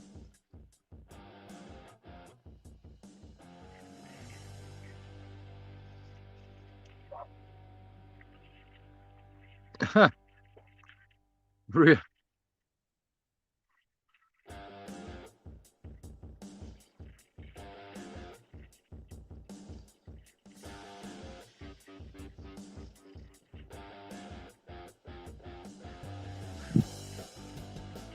right?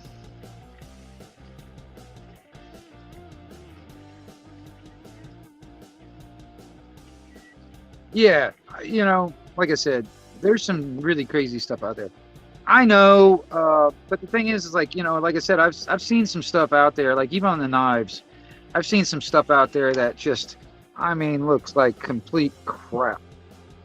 Oh, I got ourselves another bot in there. Hold on, I'll grab that too while I'm looking at it.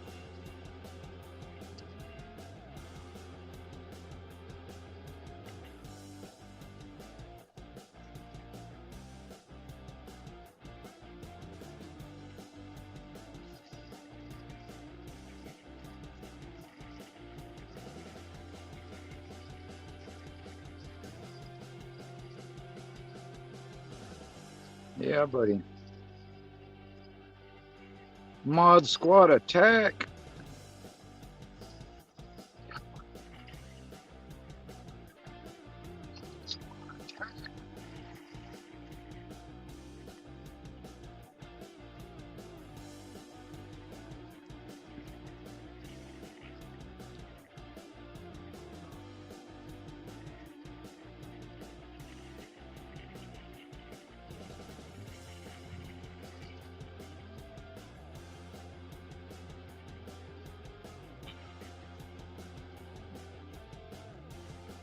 Man, I hope you guys enjoyed my little bladesmithing thing earlier. So, I mean, I really appreciate all y'all coming in and all that stuff, man. You guys are awesome. Coming in here and hanging out with me and stuff. You know, I need to get back out there and do some more stuff eventually. Uh, I gotta get some ideas. I gotta get some ideas and get something working out. Because I need to make some more inventory. I've got a little bit, but not much. And I'm hoping this week will actually be pretty good. Today is pretty nice when it comes down to the weather. So that's the reason why I ended up going out into the shop. I mean, it was freaking cold as shit this morning before the sun came up. But once the sun come up, it actually warmed up enough a little bit. So it's not too bad once the sun came out. But I'm kind of hoping that it's not going to do a whole lot of raining and all that shit this week because I need to get out there and sell some things. I got to make some. Matter of fact, there's a buddy of mine that he's got some remodeling job or something like that.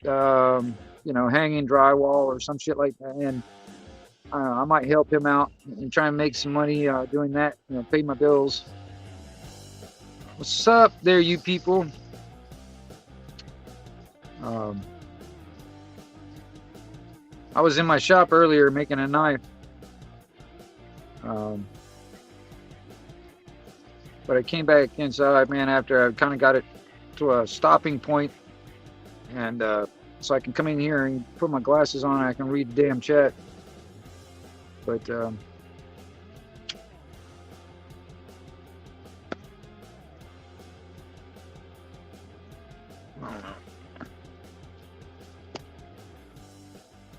oh, cool. I'm glad you saw that. That's cool. I'm glad you saw that, man. That's pretty cool. All right, I'm gonna go back outside for a minute and see what the fucking dogs are doing.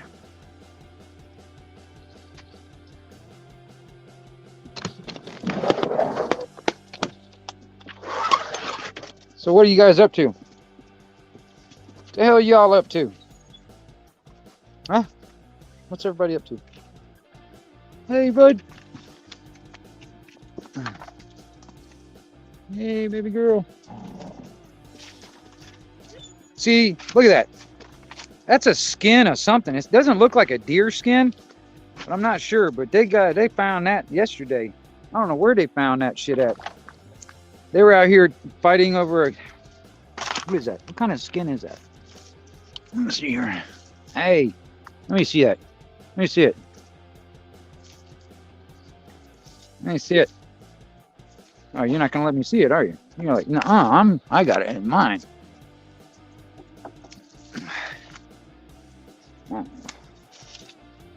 I don't think it's a deer skin. I don't know where it's at. I don't know where they found that at.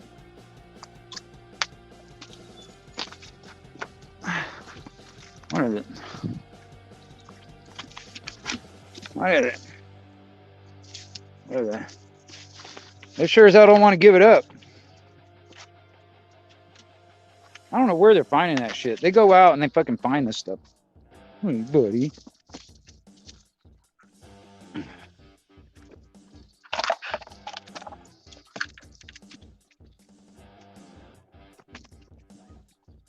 I'm not sure where they found that stuff at. They had a damn deer skull the other day. I don't know where it's at now. They're fighting over that piece of skin.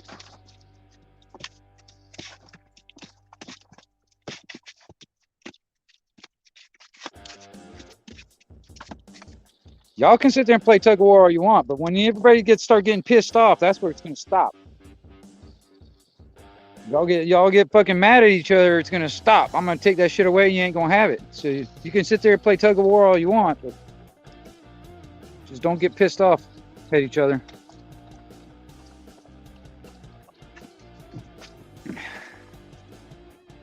But yeah, my little squad of fucking dogs. Whew. Yeah, sharing is caring. That's funny. Sharing is caring. They're not gonna share shit. See, you ripped it off into a couple of different pieces, and now they got their own piece. Let's walk back out here in the shed, back here in the shop for a minute.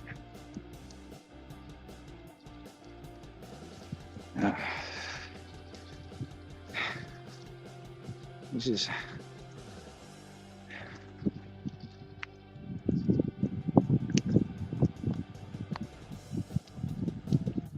I'm not sure what I'm going to do with that thing yet, but it's a start. It's a start. These are some more propane tanks that I'm going to try and make. I'm going to make a grill out of that, I think. I think I'm going to make a grill out of that thing. That'll make a good grill. What? I heard a noise.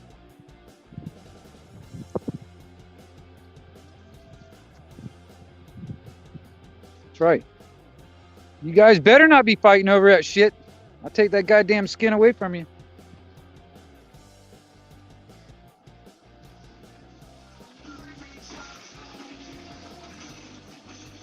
Yeah, this is what I do with a mask. Sits right there. I don't do shit with it. Fuck putting that damn thing on. The only time I put those things on is when I'm grinding metal. But anyway, this is a closer look at my forge.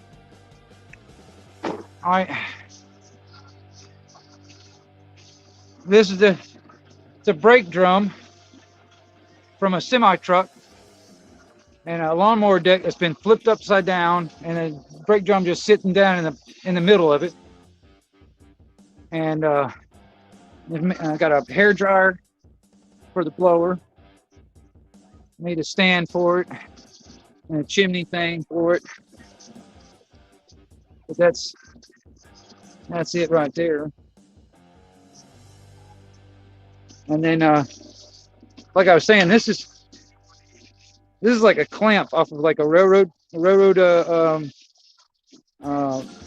railroad ties. I mean, not the railroad ties, so the railroad track and all that stuff. And I put a railroad spike on it, and it actually fits in my hardy hole. That's what I use for a clamp. But yeah, this is like the old railroad track. You see how flat that is? The more modern railroad tracks has got a curve on the top. But the old tracks has got the flat top.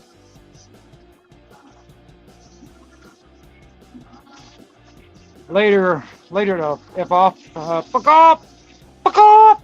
Take it easy, man. But yeah, there's you people. There's the knife that I was working on. That's where I got it to. That's just how thick it is. Hammered out the blade, did a little grinding on it. But that's basically what I got going on so far. I need to build a handle for it, temper it, harden it. That'll be good.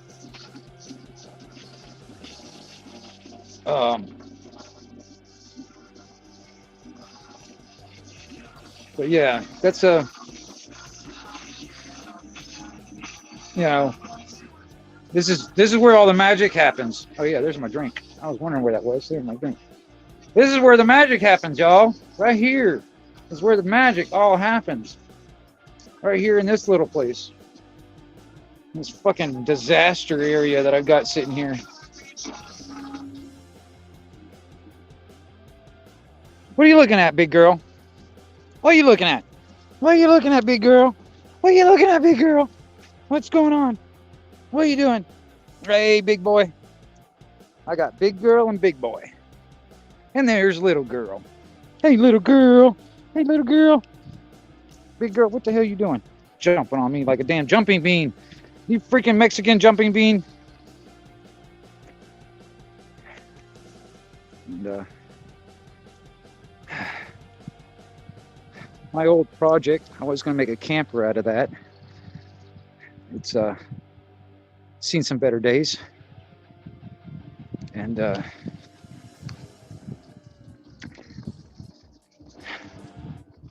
see here. There's my old bike, driving me nuts, sitting here, fucking rotting away.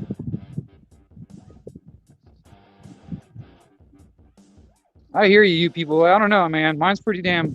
My shop is pretty fucked up. It's been a disaster since Hurricane Michael, and I never really did any cleaning up since then. And it needs, see the sides of it. I got some plywood from my mom not too long ago, so I need to put some plywood up here and finish that up, because a lot of this stuff has been coming down since the hurricane, and it's trying to keep my damn tools from getting wet and all that shit and rusting and shit. So, But I need to get in the damn sun, man. It's actually cold when I get out of the sun. Whoa, man. It was freaking 20, no, it was like 30 degrees this morning when I woke up. Freaking cold, man. My buddy John, it's not that far away from me. His damn pipes froze last night.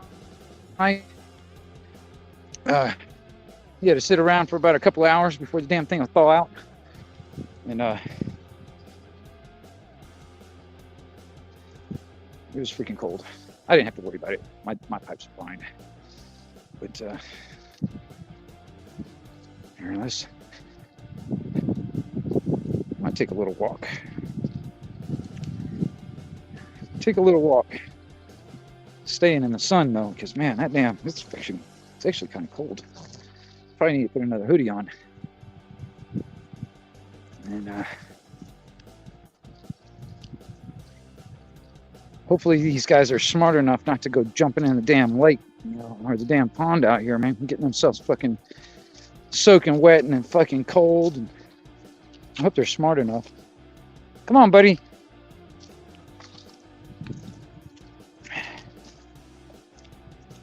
Sorry about my shaking. Like I said, I'm cold and I'm walking.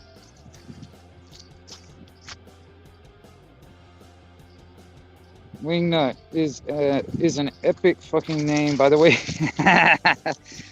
Yeah. Well, Wingnut it's been my nickname for a long time. It's actually my CB handle. It's actually my CB handle also.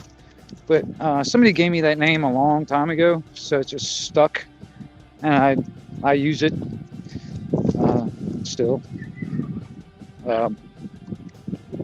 Yeah, because like my YouTube channel is Anarchy Television, but my nickname is Wingnut. So yeah, it's one of them things, man. It was a name that was given to me. Sorry about all the shaking, man. God damn. All right, I'm not gonna. Hey, you guys don't go too damn far. Don't get out of my fucking sight. Y'all stay close to me.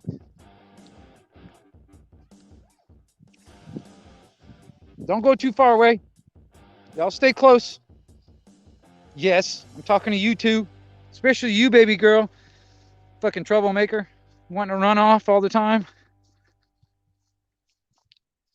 Mama dog back there chained up. She's fucking going nuts. She's like, why are you walking without me? I want to go too. The only problem is Mama. I can't trust her anymore. She'll go out and get fucking pregnant again, god damn it, and I'll have more goddamn pups, and I really don't need that. I've got 3 girls. I got 2 pups that are girls, and then I got the mama dog, and none of them been fixed. It's pissing me off. I do not need more pregnant fucking dogs. And mama dog, shit, she'll go out and fucking chase down that fucking dog that got her knocked up last time and get her knocked up again. I can't have that.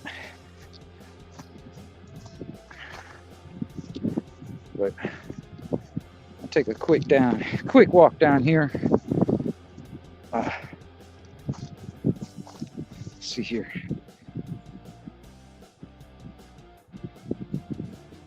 Yeah, no shit. I mean, you know, honestly, man, for like 4 days, man, it's been down nasty weather, and then on top of that, it's been cold, raining. Kind of need all this sun, but yeah. It's like any of you guys out there in the UK, man, you're probably freaking out. Look at all that damn land he's got, man. This is the backyard, man. This is the back garden, man. The back garden. Look at that, the back garden. This is the back garden.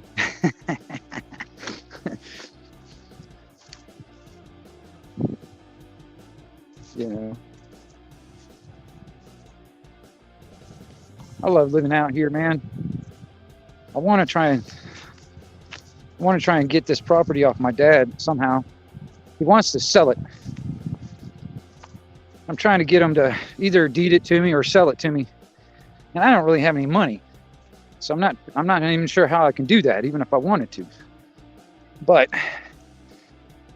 the piece that I'm living on is just 7 acres. But all this out here is like owned by family. I got a bunch of uncles and stuff. They all We all own property around here. It's all connected, basically. No fence lines separating them. So it's like one big old chunk. But many different, I got like, I don't know, 5 or 6 different uncles and stuff that own property out here. Especially like right after my granddad died, it split it up between all the kids. So a lot of this is like a lot of all of this over here. This is actually one of my uncles. That's all his piece. But I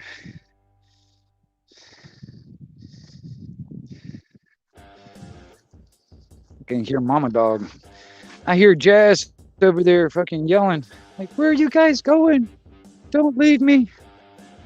Mama's hollering for you guys. Mama's hollering for you guys.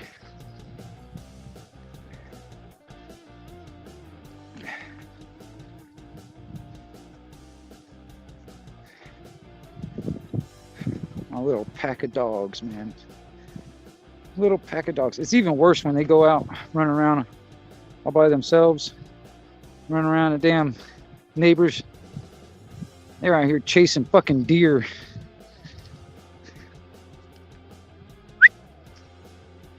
Where you going? Come on. Let's go. Get over here. Let's get back over to the house so Mama don't fucking freak out over there. Come on. Come on, baby girl.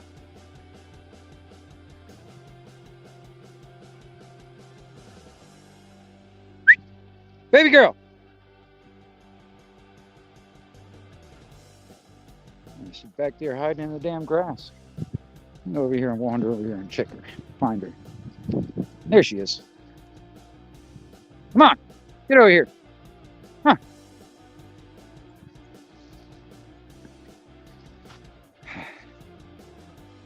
I can't read the chat all that well, man. The damn glare off of it. Hold on, let me see.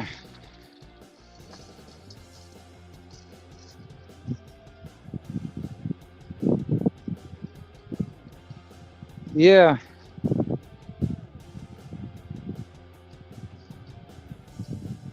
Yeah, well, it's not really up to me, Dr. Otto. It's this property is, and actually it's smaller than it used to be, but this property has been in our family for about, I don't know, about 3 generations. And yes, I would like to keep it in the family, but the uncle that owns that house right there, he's trying to get all the rest of the fucking family to kind of sell the property at the same time he sells his. So yeah, because he's trying to make it out to be like, well, you guys need to sell this property, at the same time I do, you get a better price for it, and versus you try and sell it, individually. So I think that's one of the reasons why my dad is thinking about selling, because my uncle is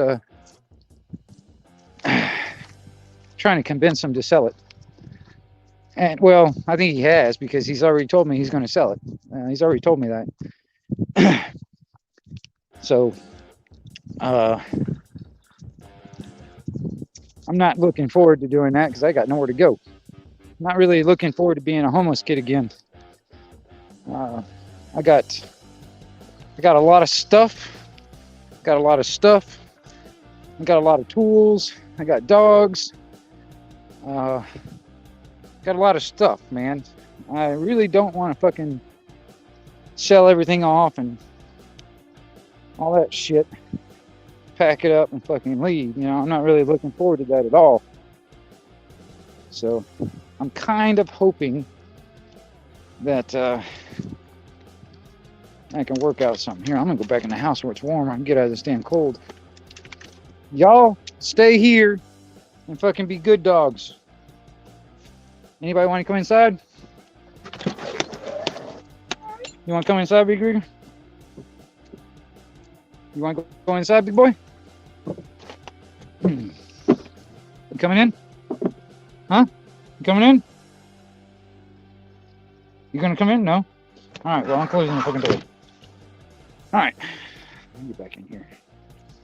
I can read the chat better. Let's see.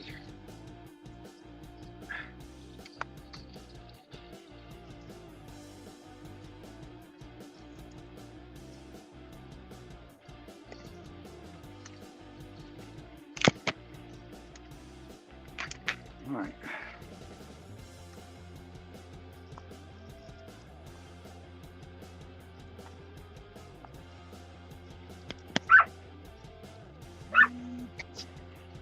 Well, Anthony, it's not a place I want to leave. I love living out here. I've lived in big cities.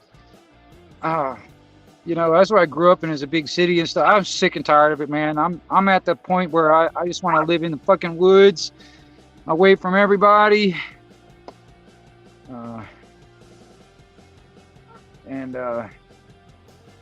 on. Shut up, Jazz.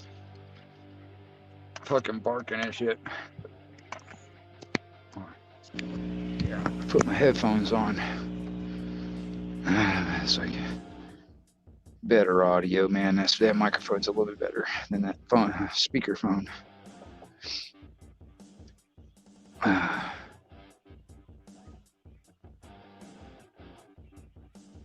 If sold, the family will never become nobility.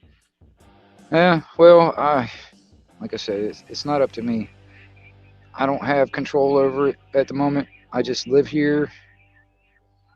I'm working on it. I mean, it's a big deal trying to get my dad alone to talk to him. And but even then, it's like, okay, you know, I was like, okay, well, it's either you can either deed it to me and I'll just take up the taxes, you know, and then maybe even get it homesteaded where I can get the taxes reduced, and then it wouldn't be as bad. And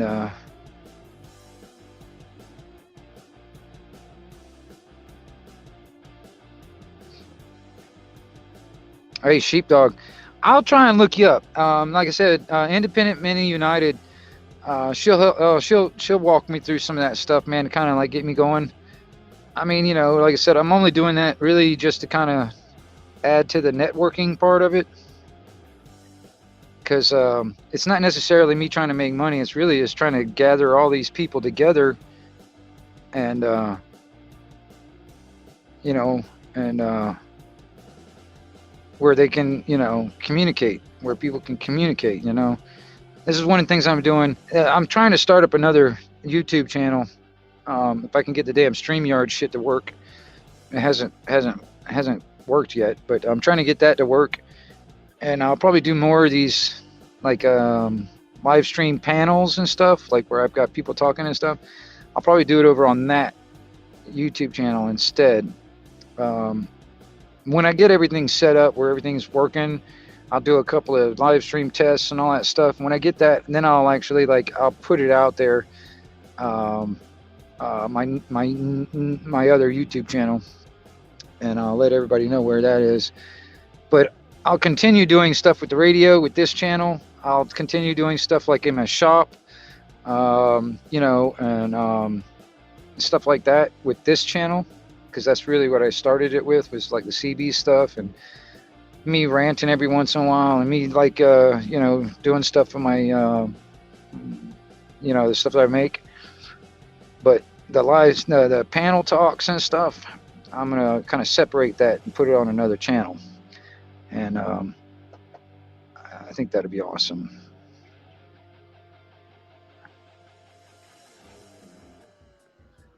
Hey, Roger that there. Hey, I appreciate that, Sheepdog. Like I said, I mean, I'm still trying to navigate that stuff and figure it out. So I'll try and look you up. Like I said, I started one, so you know, it's like, that's the thing. It's like, it's new to me, so it's just trying to figure out how to navigate through Discord and all that other stuff. You know, what the capabilities are and all that shit. I'm still trying to figure it out. But my main thing is right here on YouTube, because I do most of my networking right here on YouTube, because I'm not on anything else when it comes down to social networks and stuff. Hey, Raj, right on. Appreciate that, Indy. Right on. Hold on a second. I need to grab something real quick.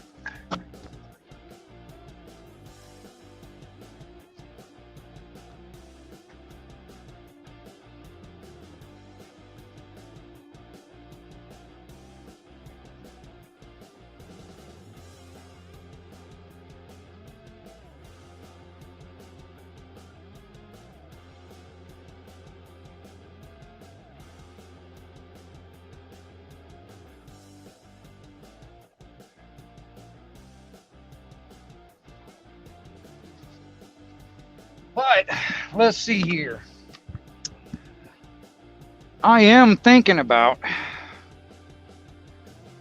opening up the panel though.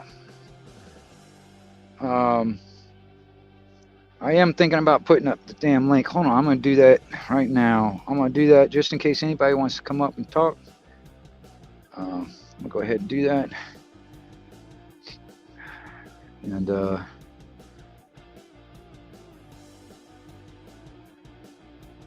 let's put that in there. Boom. Okay. You know, who knows? See what's going on in the world. But yeah, like I said, you know, I'm really into the communications part of it. You know, if you don't already know with the CB and stuff, I'm really into communications. So this is what I consider YouTube is another CB. It's just using video. It's a part of the communications, that networking scenario. Eventually, I want to be able to get off of this altogether. Well, eventually I will be off of this altogether. The internet, period.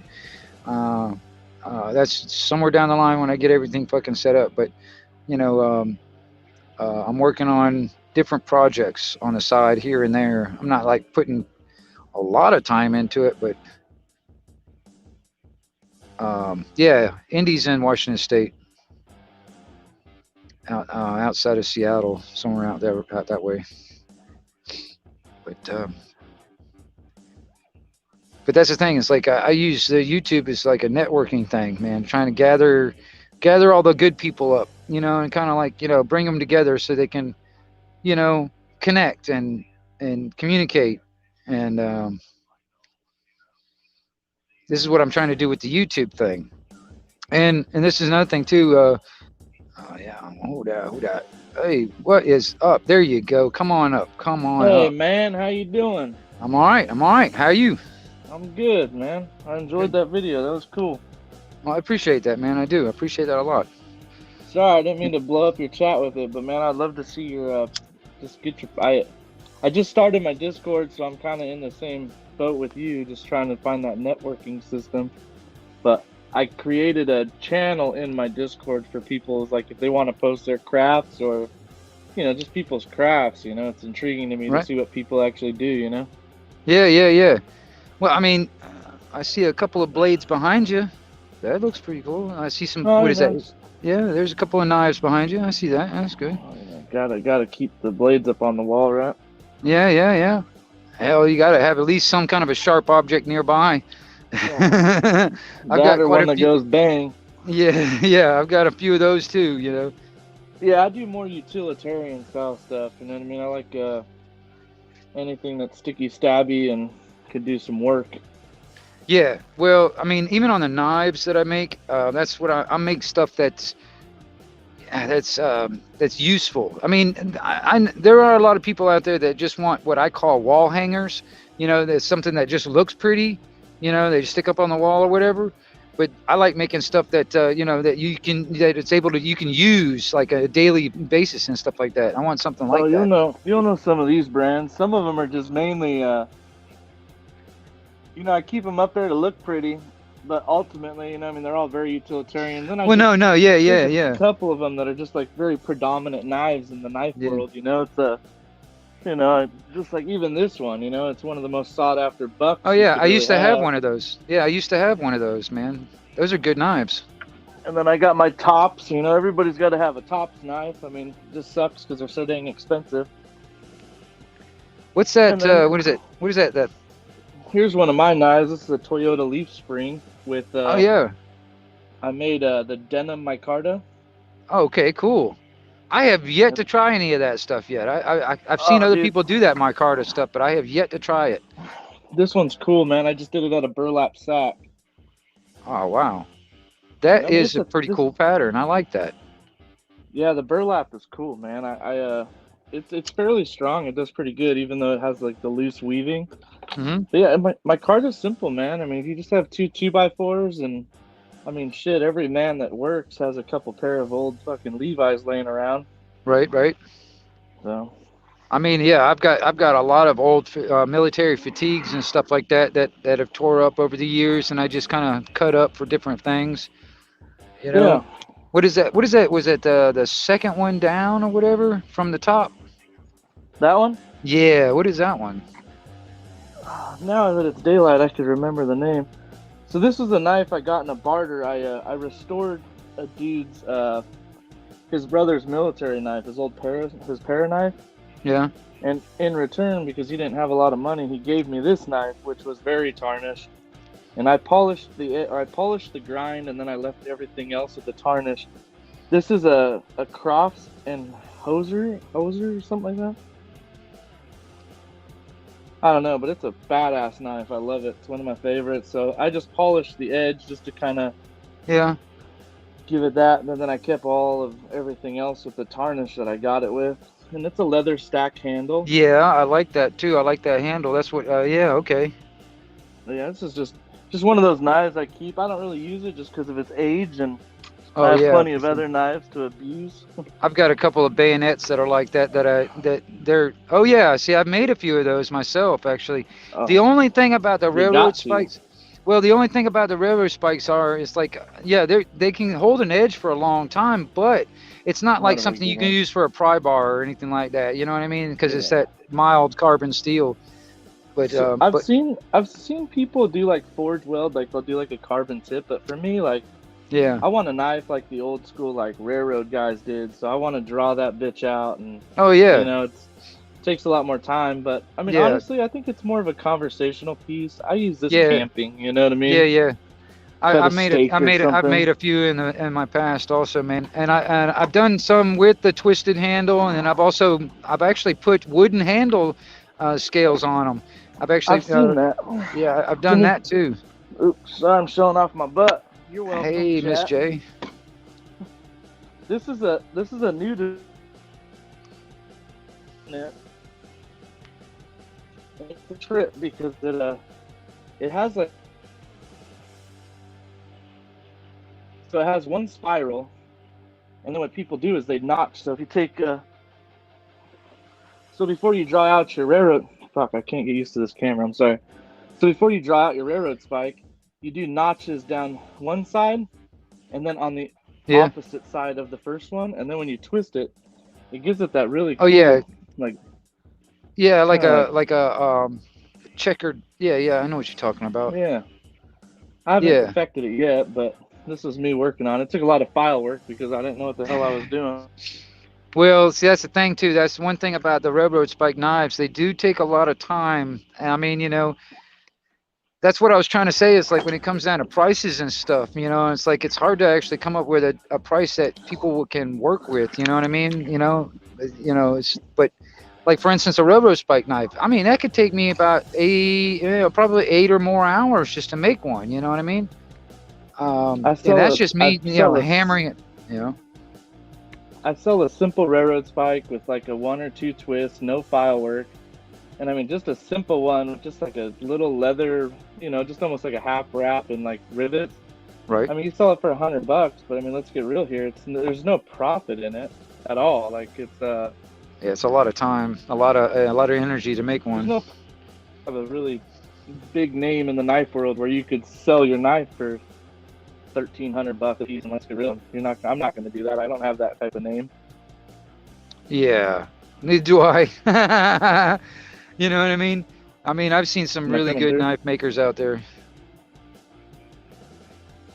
What happened? You froze up on me for some reason. Huh, was it on you or me? I don't know. Well, I mean, I don't know. I'm not sure. But there, you're back now. I see you now. For a second there, you froze up. All right. Yeah, I record everything on a potato, so All right. Yeah. Yeah, independent. She's kind of hooking me up, or kind of holding my hand in a sense, like through the Discord thing. Um, I'm working on it. I'm working on it.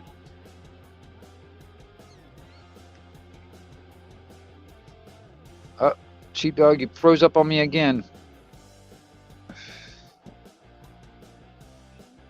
Oh, Miss J, you got porn bombed.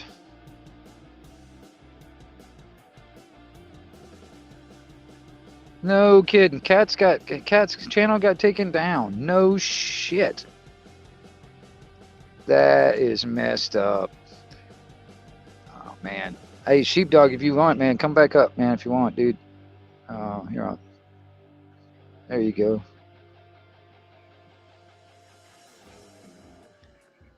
we'll see if There that you go. works. I think my tablet keeps trying to connect to my Wi-Fi, so I shut the Wi-Fi off. Hopefully, I think that's the inner, like it's trying to go from my Wi-Fi back to cell service, so it kind of gets a little wonky. Oh, right on. Uh, Wow. yeah, independent. She came over to my Discord today and shot your YouTube link out, and then just being in there, I just kind of liked what I saw, so I figured reach out. Oh yeah, Yeah, dude. it's I appreciate it a lot, dude. yeah. I think a lot of people, it's like a lot of people, like even for like me making knives, like you always get that everybody wants the knife, but then you're talking this simple knife that doesn't look like anything to somebody that doesn't love knives. And you're like, oh yeah, $200, and they're like, you're crazy. Like, well, shit. I mean, I have 40 hours into it. I mean, what do you make for a 40-hour work week? You know? Right. Yep. Yep. Um, Exactly. Yeah. I mean, even then, it's like, yeah, it's hard, to sit there and try and put prices on. I made a K-bar like type knife. I was basically modeled right after a K-bar, the old military yeah. style. And hell, at the moment, I've got a $45 price tag on it. And actually, I've had people say that's too cheap, but then I've also had a lot of people turn their nose up at it because that's just too much money. You know what I mean? So I was like, whatever, man. It's handmade. It's not like a factory made type stuff. It's not exactly the same thing as like you would buy at the store or whatever. But I don't know. It's just one of them things, Knife man. guys. Sorry. No, go ahead.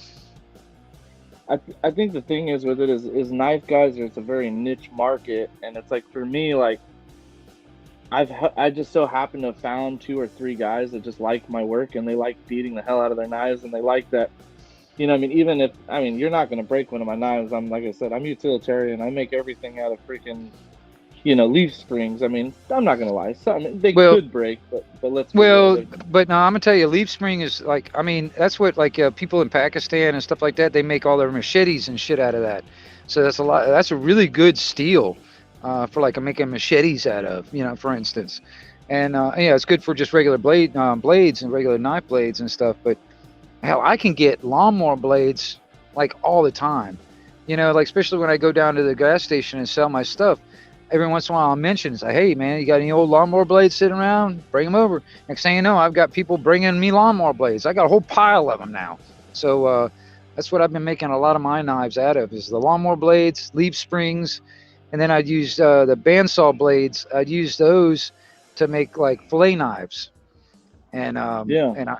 because I mean, there's a lot of hunters around here, a lot of fishermen and stuff. So I was trying to get into that niche in a sense, with the guys that do the deer hunting and the fishing and stuff, and when it's in those seasons, that's when I'm trying to make those type of knives, for instance. But yeah, that's the thing, is like when it comes down to my forge, I've got to I'm going to have to do one or the other, either build me one or buy one. I'm going to have to do one that runs on propane, because it's like I said, the coal issue. I live down here in Florida.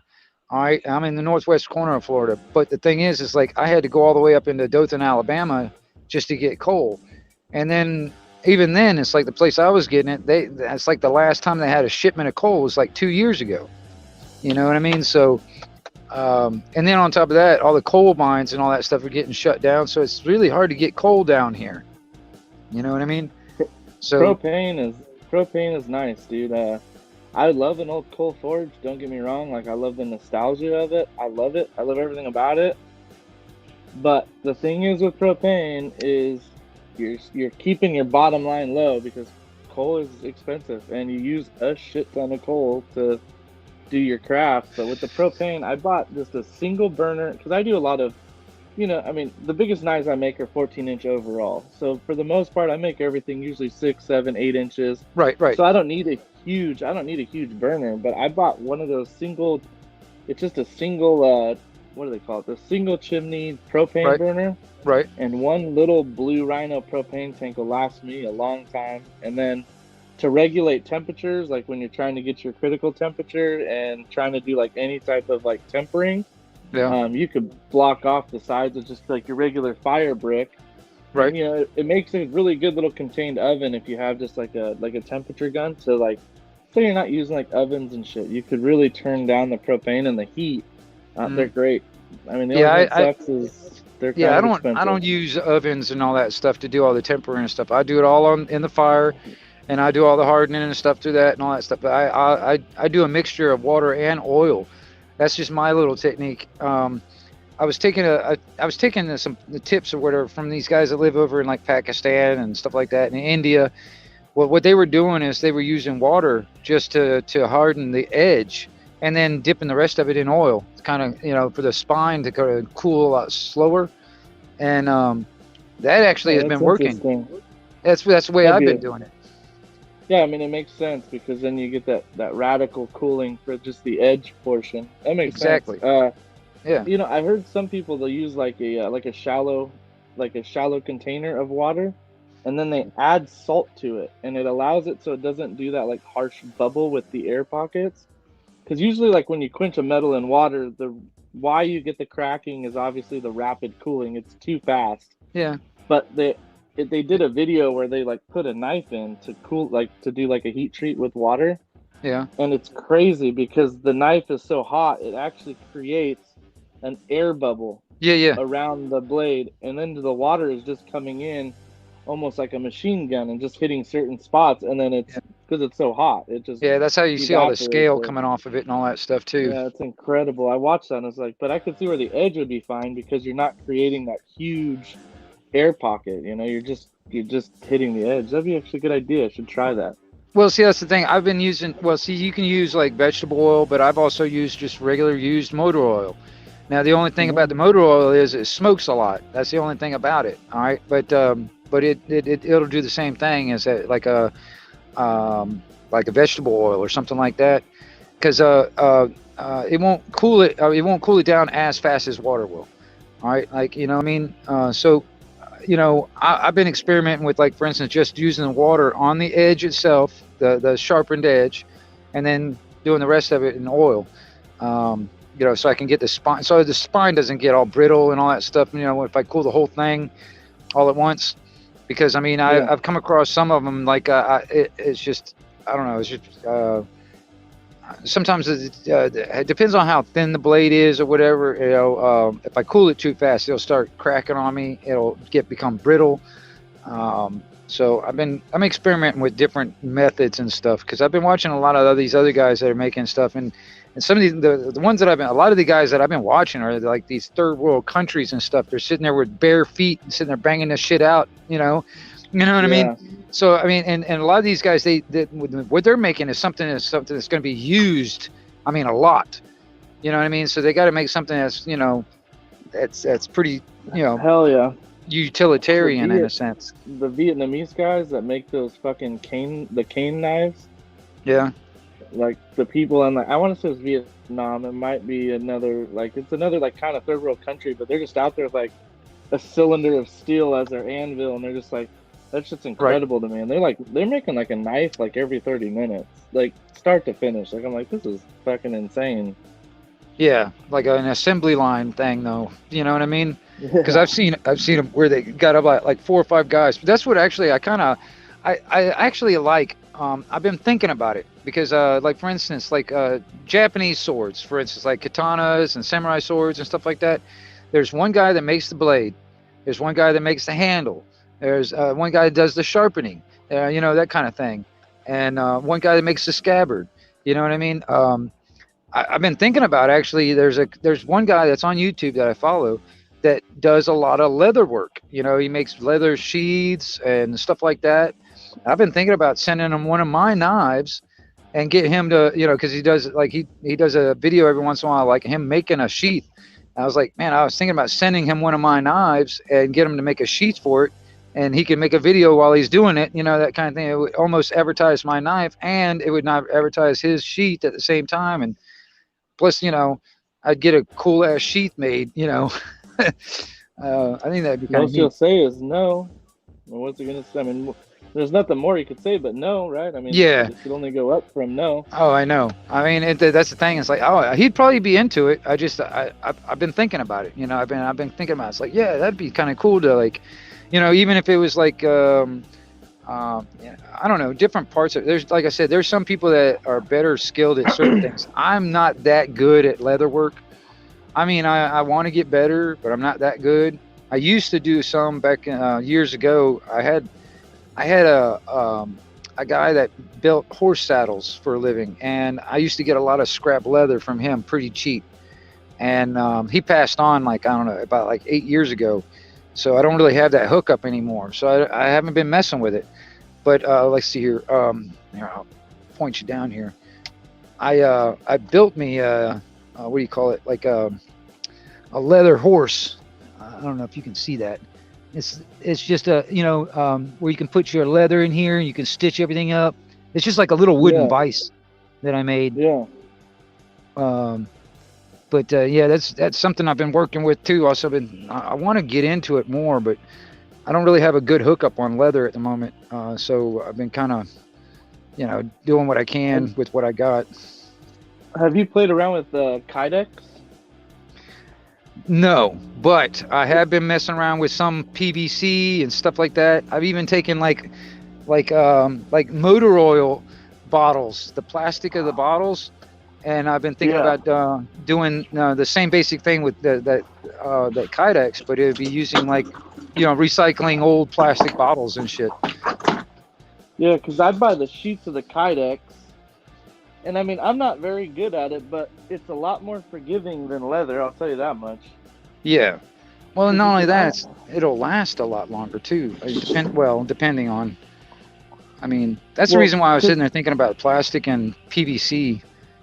Well, you can create your retention without having to worry about snaps and all that stuff, right? So, Right? you know what I mean? You just have to worry about, I don't know where the hell my sheets went. What is going on in my life right now? That's usually how it works, right? You see them, you trip on them all the way up until you need to show somebody them. I Son of a bitch. like the bike over there too. There's a buddy of mine that's got one of the he's got a little motor on his little bike that he rides back and forth to work. Yeah, I can't afford a Honda 14 or a Harley 14, so I figure try to make one as close as I can get it. Yeah. I got no, a it was a fun little project. yeah. I mean, there's not much to those engines, man. There's very little to them. Well, so I'm in California. So in California, they have a 49cc law, where if it's under 49 cc's, you don't need a license at all and no helmet. But if you buy some of these guys, they keep the case of the motor stamped as a 49cc, but so that one's a 110, but it's stamped as 49. So the only way, if a cop pulled me over and said, you know, anything, it's like, what are you gonna do? Take the top end off and, you know, measure the piston? No. So that's that outlaw life, you know. Yeah, for real. Yeah, it's that real it's that bicycle engine gang. That's what you need, is about 5 or 6 more of the guys out there riding around. You have your own little motorcycle gang. Oh, they have so out here in the Bay Area, like a lot of people get on these like groups or what have you, but everybody's scared of this Sony. I'm not going to say it on YouTube, but we know what I'm talking about. Yeah, I And call it the boogeyman. That's what I call it, the boogeyman. yeah, so out here in California, people don't like the boogeyman at all. So like we used to have these. There's like a bunch of people on like ruckuses and like old like Vespas. Like it was like this whole Yeah. gang, not gang, but like a club of like scooter guys, and it was always cool to watch them because these guys were like, they'd soup up these little scooters. Like there was one guy that had a Vespa that could do about 150 miles an hour. It's like I don't know why you'd ever want to do that, but I guess it's cool to be able to if you wanted to. I don't know. There was this one guy. This was years ago, but this is when I was living out toward Orlando, and man, there was one guy that had a Vespa. I mean, this sucker, man, had like, I don't know, like probably 100 different lights on it. Had like fucking 15 fucking mirrors on it. I mean, it was outrageous, man, but it was cool. You know what I mean? And for a Vespa, you know what I mean? Yeah. But yeah, it was definitely different. He fucking tricked it out. He tricked it out big time. It was pretty cool watching him at nighttime because Yeah. I mean, it was like he had like all these LEDs all over it, man. It was really cool on that end of it. But Yeah, it's cool to see what people do. yeah, that's American, man. We can build anything, by God, you know. Yeah. I sit there talking. Even if it started out in Europe. Yeah, I Make it get that well, way. the Vespas, yeah, but I mean, but like I was sitting there talking to some of my UK guys, some of the people that live in the UK, and they start looking at all like these monster truck rallies and stuff here in America, and like, yeah, buddy, we'll build a big ass truck over here. Yeah. Well, so do you know who Cletus McFarlane is? Not right He does offhand. He owns the Freedom Factory. It used to be the DeSoto Raceway over there in Florida. Okay. But he's a YouTuber and he does like a lot of car stuff. But so he ended up buying the DeSoto Raceway and he kind of turned it into like this YouTuber playground, like automotive playground. It's pretty rad. It's pretty cool. But he does pay-per-views because right after he bought the track is when they started doing all the shutdowns. And then they started, so like, at first he's like, I just put all this money out to buy a racetrack and now I can't even have people at the racetrack. Like, what am I going to do? So they set it up for like all like live view and like live races. It was really cool. But now, obviously, because Florida's, the last bastion of hope in the country, but people could actually go to the track and watch it. But he just did one over the weekend and it was like, what do they call it? Something drags, son of a bitch. It's like people could come in and they do like just like a 1 lap track, like 2 races, and who best of 2, right? And then he did the truck pulls, so he had like all these mud trucks come out. But he's gotten so big now. The BBC rented his racetrack to do like one of his races that he usually pay-per-views, but now it's going to be on BBC for Top Gear. So it's kind of cool, I mean, it sucked that we can't see the race. We have to wait for, Top Gear to put it out, but it's just insane, Right. you know what I mean? Like 2 years ago, the guy was like, he dropped all this money on something he couldn't even use, and he just made it work. It's pretty neat. Yeah. Hey, what's up, Paul Briegel? How you doing, buddy? Paul's up in the comments. That's my man. Oh, I see. Yeah. Okay. Yeah. Right on. That's a new name. I'm not familiar with Paul there, so that's pretty cool. That's pretty cool that new people coming over here, man. That's pretty awesome, man. I like it. Yeah, that's Paul's one of my peoples. Like I said, if it'd be nice if we could get you over on like I said. I mean, my Discord's nothing huge, but I just I'm trying to really I'm thinking here in the near future that I kind of want to start up my own thing, but I don't want to do it by myself. I would love to have like a community of people that are like-minded, like yourself, that are willing to add to it.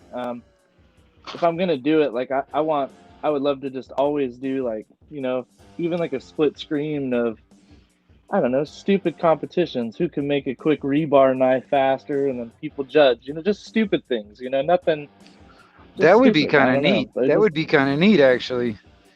I mean, you see what I was able to do in like a little over an hour, almost 2 hours. You know what I mean? And that's just absolutely. simple, And I'm not even finished with it. Like I said, I still gotta get on there and kind of do some grinding, and then I gotta build a handle for it, and Not sure how I'm going to do that, what I'm going to do with that yet. But I got to build a handle I would for it. like I would like to see that because what's weird with me is I've never really experimented with rat tail tangs much, to be honest. I'm very almost everything I've ever done is either a metal, a one piece knife like a Yeah, railroad spike, the full and tang. or yeah, it's always been my deal. So like when I see people do rat tail, like the closest thing I have to a rat tail, this is my 15-minute rebar knife, and it was just, twist Right, it over and go about right. my business. It's more or less just I wanted to make some, just knives for camping That or that'll be whatever. it. So I wanted to see That'll how be a fast. good box cutter type of knife. Yeah, for sure. You know. Yeah, it's a butter knife with a decent edge, really. Yeah, yeah. Well, yeah. But Rebar is not all that great a metal either, though. But yeah, oh, it's it's terrible. strong, It's but terrible, but yeah.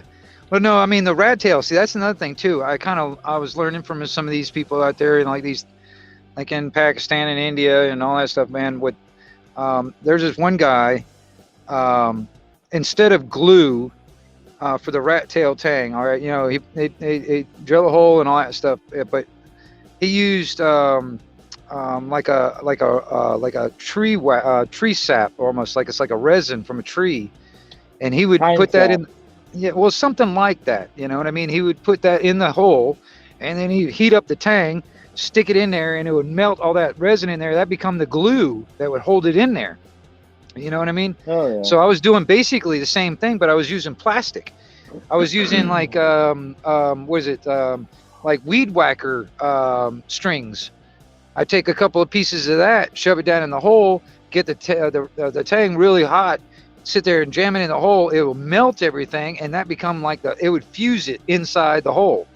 So that would be It like worked they would good? lock it in there. Yeah, it works. It works every time. And I mean, I might if I work out the handle and stuff, I might do a video on that too. I mean, just showing you do. I have a video way back in my stuff, way back where I did something like that, where I actually showed that what I was doing. But yeah, Yeah, that's kick ass. but I mean, it's like I was figuring out like all these little tricks and stuff where I can probably like recycle stuff. You know what I mean? Because almost everything Yeah. I do is recycled some way or another. And like I came across a bunch of these like weed whacker strings at one time. So I was like, what am I going to do with all these? And that's what I ended up doing. Oh man, he's got some pretty eyes. Oh, he's got a glass and the blue and the brown. Yeah. Hey, look over here. He's camera shy. He was feeling left out. He needed a little bit of loving. Yeah, Oh. I got 3 of mine inside the house at the moment myself. This son of a bitch is shedding like crazy. Yeah. Get me started on freaking dog hair, man. Holy crap. I'm telling you, man. I mean, I before the pups came, the mama dog, Jazz, she was in the house a lot more. But once she had pups and stuff, man, she's been staying outside more and more. But I let them in. Like last night, I had a bunch of my dogs in last night just because it got so cold. But I don't know, man. Like they all shed. I got so much dog hair around here, man. It's pitiful. This dog's crazy because like you'll pet him where like his shed comes off, and then he'll fucking go as fast as he can to eat the shed that fell off of him. Like, what are you doing? Really? Like, I've never seen anything like it in my life. Like he will find his own hair and eat the shit. I'm like, what? I don't understand it. I don't know. Dogs are That's weird, what man. They do some shit. weird stuff. That's the reason why I don't like none of my dogs lick me in the face, because I'm like, oh man, I don't know where in the hell your damn tongue's been. I'm with you on that one. Because I mean, seriously, man. Like I said, just yesterday, man. All of my dogs, they make a daily trip over to like my neighbor's yard or my neighbor's property over there, and I don't know exactly if that's where they're getting it, but they'd come back with like deer parts, like somebody killed a deer and they like have just the legs or something. Next thing you know, they were wandering around the damn yard with a damn deer leg in their mouth. I'm like, where in the hell did you find that? They're bringing you handle material. Yeah, I guess, man. No, they chew up them bones, man. They'll sit there and gnaw on them bones forever. But yeah, Hell yeah. I found a tiny ass. I don't know where it was, like a baby deer evidently, because it was a little bit more than a spike, but it was just the skull. I don't know where the hell they found that, but they brought that home yesterday, and that damn the hide. I'm not even sure. It doesn't look like a deer hide. I'm not sure what it is, but it's like the next thing you know, I see them out there running around with a damn hide in their mouth, and uh, I'm not even sure where they found that. But yeah, they make daily trips, so like various places, which is so far hasn't become a problem yet. So I'm Yeah. glad about that. That's the only problem, is I don't want my neighbors to get pissed off if my dogs are running around. But they they're just a little pack. When they get together, one of them does it, they all do it. Yeah, that's pretty much how it works. Yeah, that pack mentality type of stuff. Yeah, we're seeing that. We're seeing that here in our country right now. A lot of people like to follow. Oh, man, I got another damn bot. I've been having a shitload of bots in my chat lately. It's really pissing me off. Yeah, I think they're set up because they join in on our chats too, and I think I want to say that they come out and like sometimes they'll post something. I don't know if they do like a post to see if they can get through, but then they'll start putting a bunch of foreign crap all over your chat. Well, yeah, actually, somebody was mentioning that just earlier today, that somebody that we know on YouTube just got their channel taken down by a porn bomb. Yeah, So- that sucks, man. Yeah, it's a pretty sucky. But I've said this before. If I'm gonna get my channel taken down by a porn bomb, it better be some big old titties. I don't want to see no wrinkly ass dick. Make it worth Yeah, it for no me. You know doubt. what I mean? You know what I mean? I want to see some I big got titties you. or something. I don't want to see. I want to see women's titties, not some big man titties either. You know. you know. No make doubt. it No if doubt. if it's gonna have to be worth it to me. But it just kind of sucks that that's becoming a big deal nowadays for some reason. And honestly, man, that's what another thing I've noticed. Um, a lot of these bots and porn bombs and all that other crap, it's been going after freedom-loving people. You know what I'm saying? And Big time. Hey, what's up, Eric Briegel? How you doing, buddy? Eric Briegel's joining in. Now you Right got the on. brothers.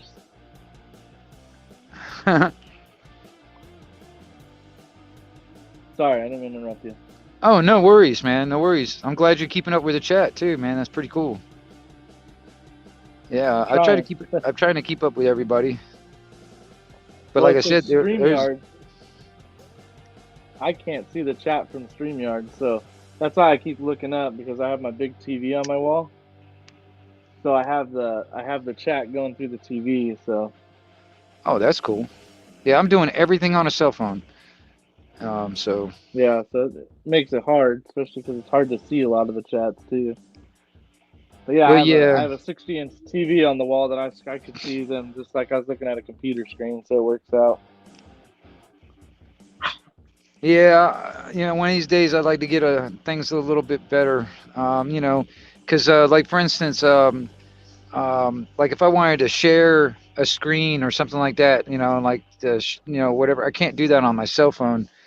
So like for instance, if Independent Mini United was up on the panel or whatever, if there was something I want to share, I'd have to get her to share it for me, because she can do that on her laptop or whatever. But I'm not. I know I'm how not to do set that up through like that. Discord, not on Streamlab or Right. StreamYard. I don't know how, but like on Discord, like if you're showing like a Discord chat, Yeah. I mean I can do it there, but I'm still pretty new to the StreamYard thing because I just started doing it with David Devine.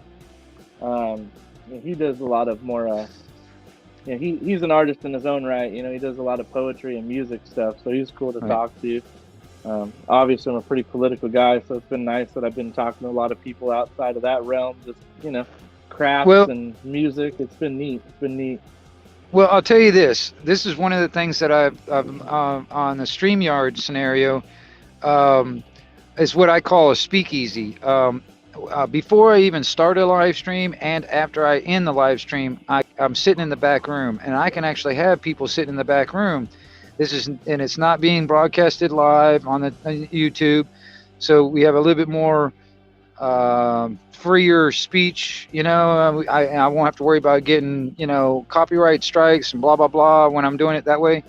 So I'm actually anybody that has StreamYard can do this, but I'm doing that for my own. It's like kind of giving people a place. I can have me and 5 other people on a panel, and we can sit back here in the back room, and we can sit here and speak a little bit more freer, and we're not in the public realm, that kind of thing.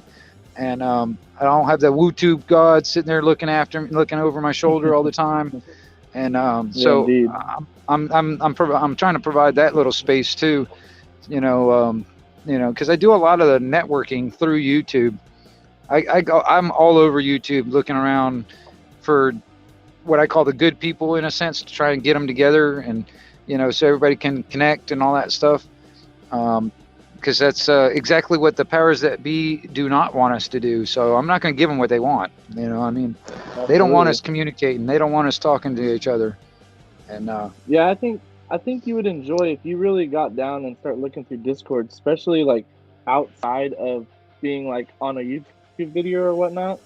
right. Like what you're talking about is a lot easier through Discord, like through the video chat and even the voice chat. It'll Yeah. allow you on your phone to be able to share streams and all that stuff very easily. So then you don't even have to go over like an internet base. It just all be through there, and then people could also read comments and be in the chat rooms. And you could set up multiple different video chats. So like in my Discord, it's like I have one for people that like poetry. I have one for general. I got one for it's funny because Indy asked me about it because I have one that's speakeasy. Right. Just come in and shoot the shit. It's more like just shoot the shit, right? Yeah. Yeah. But it's cool because if people don't like what's going on in that conversation, they could tuck out and go to the next video chat if they want to, talk to 4 people there about something else. If they wanted to, I don't know. It's just Discord's cool, man. Especially if you're not too tech savvy. Like when you get the hang of it, it's super simple. That's the thing. But, It's like I mean, I'm if still this trying to works figure for you- out. Yeah, I'm still trying to figure out how to navigate through it. You know what I mean?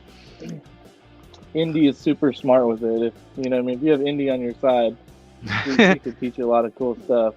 Well, we've been in touch with each other for a few weeks or more, actually. You know what I mean?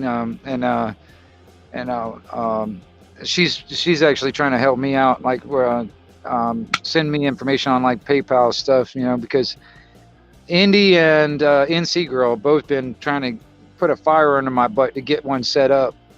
Yeah, they're trustworthy people, man. They're not out for themselves. That's what I Oh picked it yeah. up pretty quick with them, man. So they're worth listening to. Well, me and Indy, we talk a lot, honestly, man. We talk quite a bit, and because I mean, I'm concerned about what's going on all over the fucking world, not just here in this country, man. And then I start looking at like what's going on in her neighborhood. It's pretty crazy, man. What these sovereign citizens claiming to be the public servants are doing. Yeah, no, it's well, that's the other side of it is we got a lot of people that want to act like they're sovereign, but they don't understand the rules of being a sovereign. You can't be a sovereign when it's just easy for you to be sovereign. That's the thing. It gives real sovereign citizens a bad name. People that do their research, that have their judges, that have their own sovereignty. I mean, don't get me wrong. I think every American has their sovereignty, but we've obviously sold that off. We'll talk about this behind the closed doors because I can go on for hours and you'll get kicked.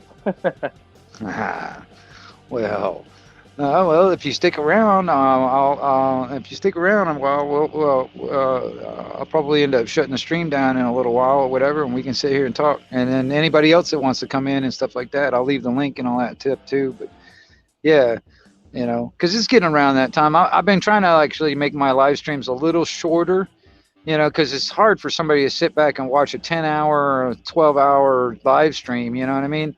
You're fucking hardcore, dude. I was watching when I looked up your videos. I'm like, golly, like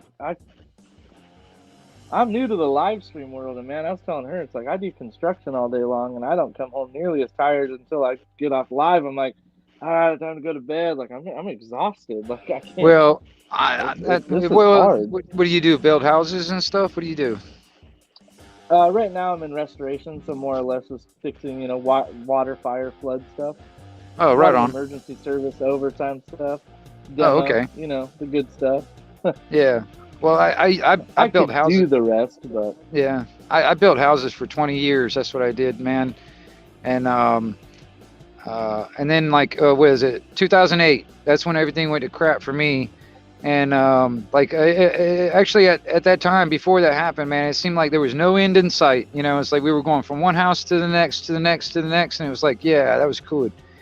But then 2008 yeah, came around and everything went to shit. And then so I had to fall back on all kinds of other stuff. I was bouncing in bars and working as a cook, and I mean, I've done a lot of different things, man. And then was it when all this when the boogeyman crap started 2 years ago? At the time, I was working in a fabrication company as a welder, and then that I got laid off from all that stuff, man. So it kind of really forced me to kind of turn my, I guess, hobby into somewhere to make a living. And it's hard, man. It's hard. I mean, like I said, yeah. the only way I'm able to, the only eyeballs I get to see, that get to see my stuff is like when they happen to pull into the gas station when I'm sitting there and selling the stuff. That's about the only eyeballs that see my stuff. So it's kind of hard to actually sell it and make enough to, to keep the bills going. I'm kind of scratching my butt the whole day, every month. Every month, it seems like I'm scratching, just trying to keep everything going. But that's what's been keeping Yeah, me you going have for to the move past with the 2 years. times, man. Yeah. You have to move with the times. It sucks. It's hard, but I mean, it's not too hard to get a simple website where you could just upload a photo of something and then just say, hey, this is my craft. This is what I'm about.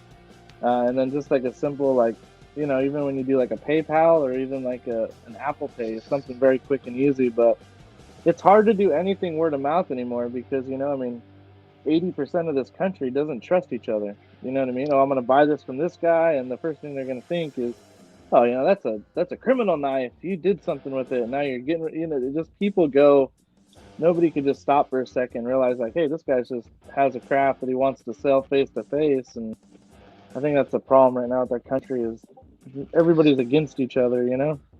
Well, I'm trying to bring back the made in America type of thing, man. I mean, I want people to have that Yeah. pride and say they're made in America. You know what I mean? I'm People sick and want it, tired of but it. they don't want to spend the price of it. That's the thing is everybody wants to talk about, oh, we need to make Americans, but how many times does people say that and then the first thing they do is buy crap off Amazon and buy crap from China? I'm not saying you or me. I'm just saying No, in general. It's like, I know. I try my hardest to find American made, but it's like there is fucking barely anything American made anymore. That's the problem. Is Yeah. you can make it American, but how good is your you can't create American business anymore because our country is making it easier for foreigners to sell a product in our country than it is for our own citizenry to sell their products in this country. We have a Yep. government against us right now. They don't want us to. They don't want us to win. They don't want us to network. They don't want it. It's 100% tyranny right now. And I just keep hearing everybody say, when the time comes, well, fucking win. When is Yeah. it? Because I'll tell you Well, right that's now, the thing. I've we said the can't even same have thing. commerce. Yeah, I've said the same thing. If it ain't It's all a us, bunch of who? If it ain't now, when? You know? it's pillow talk. It makes you sound big and tough, but at the end of the day, it's easy to sound big and tough behind a keyboard. That's the whole thing. Is Yep. anybody could believe anything when it comes down to it. It's like, I get a lot of the times because I get, being a patriot in California, it's disheartening because we don't get like people that are like, hey, let's go to this California rally and help these California patriots. We get the rest of the country saying, fuck California. They're all pussies. They're where- nothing. There's no are you- patriots there. Are you in the southern or the northern part of California? I'm in the deep Silicon Valley. I'm in San Jose, California. Ah, Every crap, day I dude. drive my truck. It has a 3x5 American flag flying on the back of my big ass flatbed. I put my big huge Trump magnet on it, and you know what the thing is? It's funny is 95% of the time people give me a thumbs up. California is patriotic as hell. I like the but we're 3% fighting this thing. big. I like the 3% Oh, tax. yeah. Yeah, right I on. gotta represent for our country, you know. Yeah, yeah. If you can't if you can't take it to the grave with you, what's it worth, you know? You know, but even then, like even there's places in this state I can go to where legitimately just having an American flag tattoo on my arm makes me a racist. What? Whatever. What? Like Yeah. you're saying the flag that allowed people to become free? Like everything in this country has had in this world has had bad crap. Every flag has blood on it. It's called conquering, okay? It's what every country has done, okay? Like, get over it. Like we conquered, we changed a lot of bad things. We made our country really good. If you don't want to see it, go check out how other people conquered their countries and understand that what you say is a problem here isn't. It's a problem you're creating. There's countries still to this day that have, you know, sex slavery, you know, slavery to work. It's all over the world, and you're still sitting here worried about a free country that you guys have created by design to say it is what it isn't. And it's not hard to leave this country. If you think it's so bad, why are you here? Why are you trying to Oh, change something so bad? I've Go said the somewhere same else. thing to all these people that like that love this communism, socialism, Marxism type of idea. I'm like, okay, Yeah. well, just go out and live in fucking China and tell me how that works out for you. You know what I mean? You like it Yeah, so show me much? where it's worked. That's the main thing. Yeah. It's never worked. It's never worked. It hasn't worked anywhere. It's never worked. That's one of Exactly. that's It's one of the always been reasons why. our badass country fixing it. Yeah. Well, that's the reason why I actually promote me personally is true anarchy, because I mean, in a lot of people's minds, anarchism or anarchy is well, a lot of people they try to make it synonymous with chaos, which is actually the complete opposite of chaos. But uh, in a pure, true anarchy type society, in a sense, um, a You lot. want no government or you want sovereignty government? A self-ran All government. right. How do you want Well, all right. Let me explain. All right, on the way I see, we are all born sovereign. Okay. The sovereign is what gives the authority to the government. All right. The government doesn't have any authority if it wasn't for the sovereign, which is us, the people. All right. Yeah. And that's what makes like, for instance, a sovereign state, for instance, it's all the sovereigns in that state create the state, the sovereign nation of that state or wherever. Each state is basically its own sovereign nation. We just become the part of that union called the United States of America type thing with the federal and all that shit. And they've flipped it to where they want us to believe that the government is the sovereign and we are just the people that work for it. You know what I mean? Because they live off Yeah, of it's socialism is what they live off of our sweat equity. You know, our labor is what pays for their living. All right, and they try to flip it to where it makes us believe, or try to make a lot of people believe that they're the sovereign. That's what China's done. You know, they try to make themselves out to like where they're the god to the people. You know what I mean? Oh, And they've done it here. Look at, I mean, even in Hollywood, everybody looks at those people. But I mean, to unravel what you're saying is what you want is what we had. But the thing is we were paying the government for a service. Okay, we're gonna pay you as sovereign to run our court system, to run this stuff, so we could have true, yeah, you know, an actual government. But now you have the government saying, "Oh, well, you can't do this because it's not safe." What? I don't pay you to tell me what I can and can't do. I'm paying right, you to make sure that criminals are behind bars for real reasons, not reasons that you dislike. You know what I right. mean? I know there's a lot of crap out there that, you know, I mean, I'm not for a lot of it, but honestly, there's a lot of shit where it's like, well, why am I paying tax dollars on somebody for 2 years Yeah, simply because they had some weed? Like, no. right, I don't want to pay $400,000 for this guy's 2 year vacation because he got caught with a little bit of weed. You know what I mean? right. Put his ass to work, make him work off his, you know, his own debt, and there's no sense in the taxpayers paying all this money, you know, for somebody that did something so minuscule, so stupid. You know what I mean? But that's just it. The government has created it where what we say goes, and you know, we're doing it for your best interest. Well, it's like, well, oh, is it our best interest? Because No, my they're not. fucking 6-year-old daughter goes to school with a fucking mask on her face, and you're telling me the government has our best interest? Go No, fuck yourself. Ain't Yeah, it? exactly. Sorry, I I mean, agree. sorry for No, the no, language. no. I agree because I mean, I Yeah, consider that child abuse in my opinion. When I see hundred kids percent. out there wandering around with a damn mask on their face, for one, they're in that those ages where their body is still growing, so they need that oxygen, for instance, and that deprives their oxygen levels. I mean, it's a form of child abuse in my Yeah, opinion. And then on top of that, like for instance, a newborn, if that that's a lot of time. That's how they get a lot of the cues from people's facial expressions and stuff like that. If you're wearing a fucking mask, they can't even see you smile. So how can children really indeed. understand what's going on without that the facial cues of like your emotions and blah blah blah. It's just one of them things, man. It actually irritates the shit out of me. um Well, it and here sucks in because out Florida, here in the Bay Area. yeah. Well, here in Sorry, Florida, go ahead. DeSantis. He's done away with like the mask mandates and blah blah all that stuff. Um, but even then, it's like I don't know how long that's going to last if they keep this shit up because they want to keep it going. They want to keep this stuff going forever. You know what I mean? They want to make this the new DeSantis is normal. doing a hell of a job.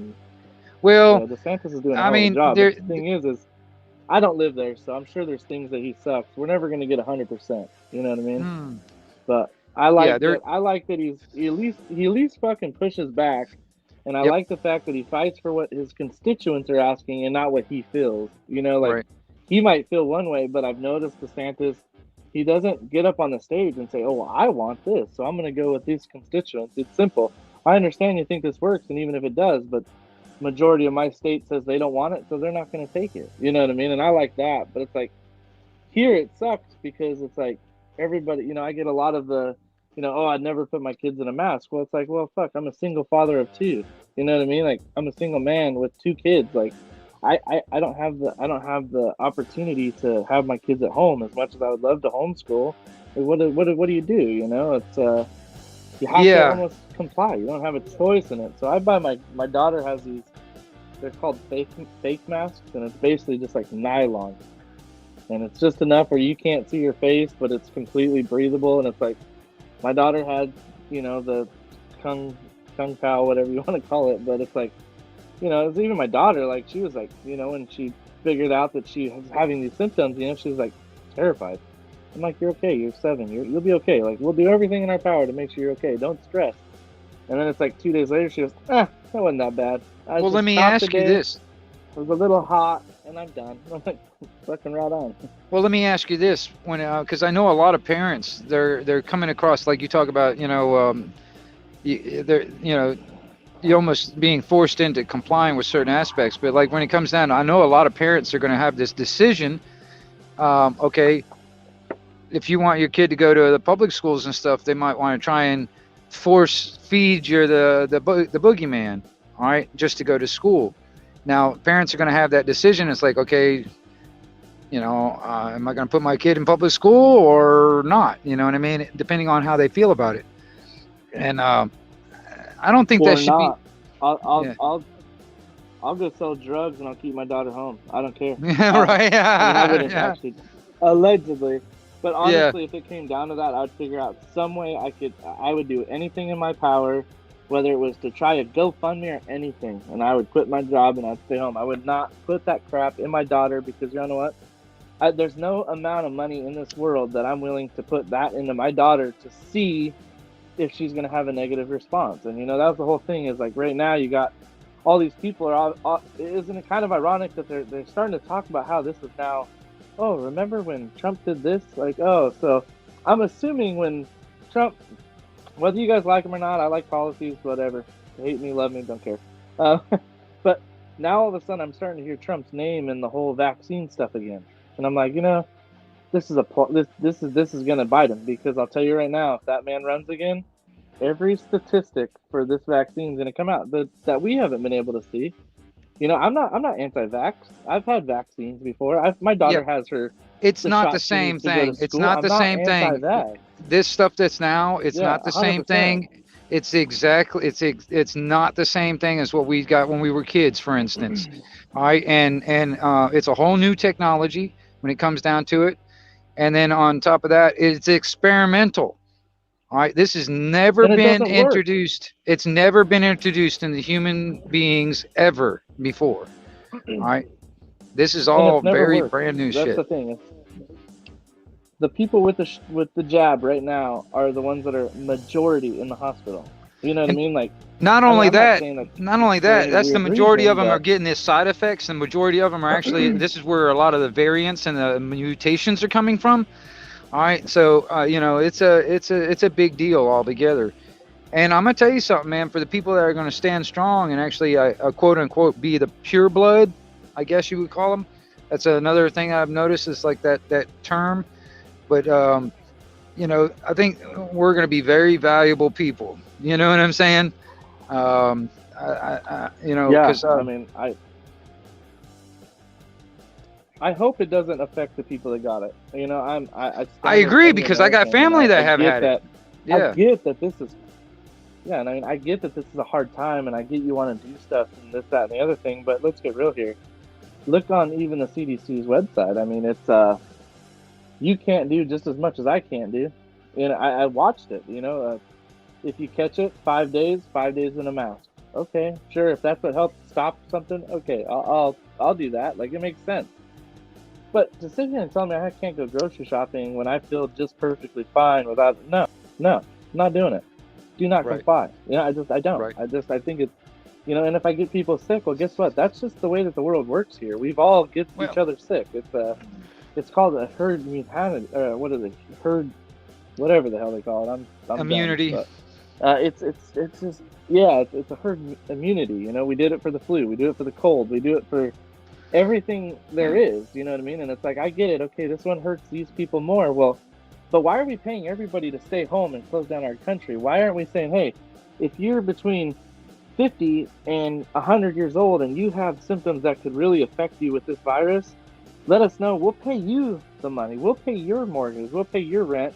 And these other 75% of Americans can keep the country going. But instead, it's just closing down. Are you insane? Yeah. Well, no, Are you insane? that's all You done know, by I just told design. somebody the other day, It's that $100. Oh yeah, $100 to redistribution fill my of truck. redistribution of wealth. That's what they're trying to do. They're basically they're trying to shut Yeah. down the lower and middle class altogether. That's what they're trying to do. I mean, and this is It's working. worldwide stuff. This is worldwide. This is not just happened here in America. This is worldwide. I mean, I know people in other countries right now that are, Globalists.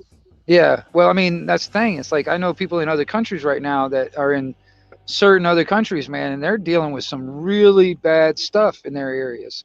You know, they can't even go out and do this and that and all that stuff because they're always on lockdown, or they can't go into certain shops. They can't get into go to a place like a barber shop. They can't even go into that. They can't. You know, it's all this crap. I mean, there's some people out there that are. It's becoming so difficult. They're even considering suicide. You know, I mean, even here in America, man, there's the suicide rate has gone, oh man, way up. You know, It's killed more people because of this, because of the boogeyman. Suicide has killed more people than the boogeyman. That's the problem. Is the only actual true pandemic is what's happening to people's minds right now. Is the, you know, it's people going to their last ditch effort. You know, people are killing themselves. People are overdosing on drugs because they can't deal with it anymore. And statistics show you that more people are dying that way than 3 years ago, but they're also dying more that way than what they're trying to protect us from. Like, why is that? Yeah. Explain that to me. Like, that, yeah. you can't explain it because everything I'm saying is right there on paper. You can't explain a fact away. I mean, that's just how I feel, but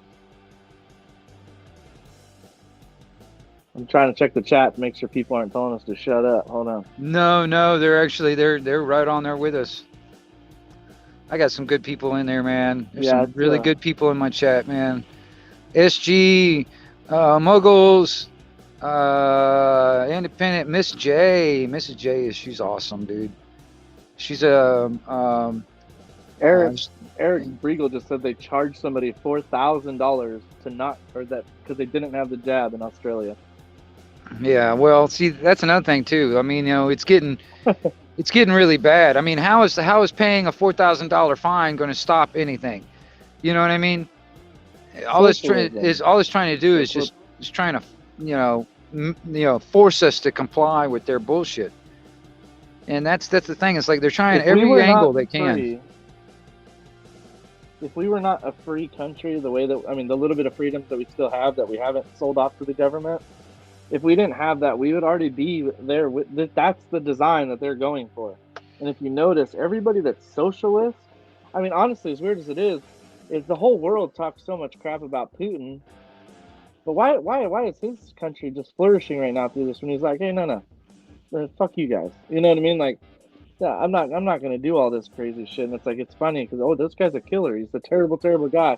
I'm not gonna stick up for Putin. Don't get me wrong, but it's like, you know what I mean? At least, like, for once in our lives, we could say that Russia is freer than America.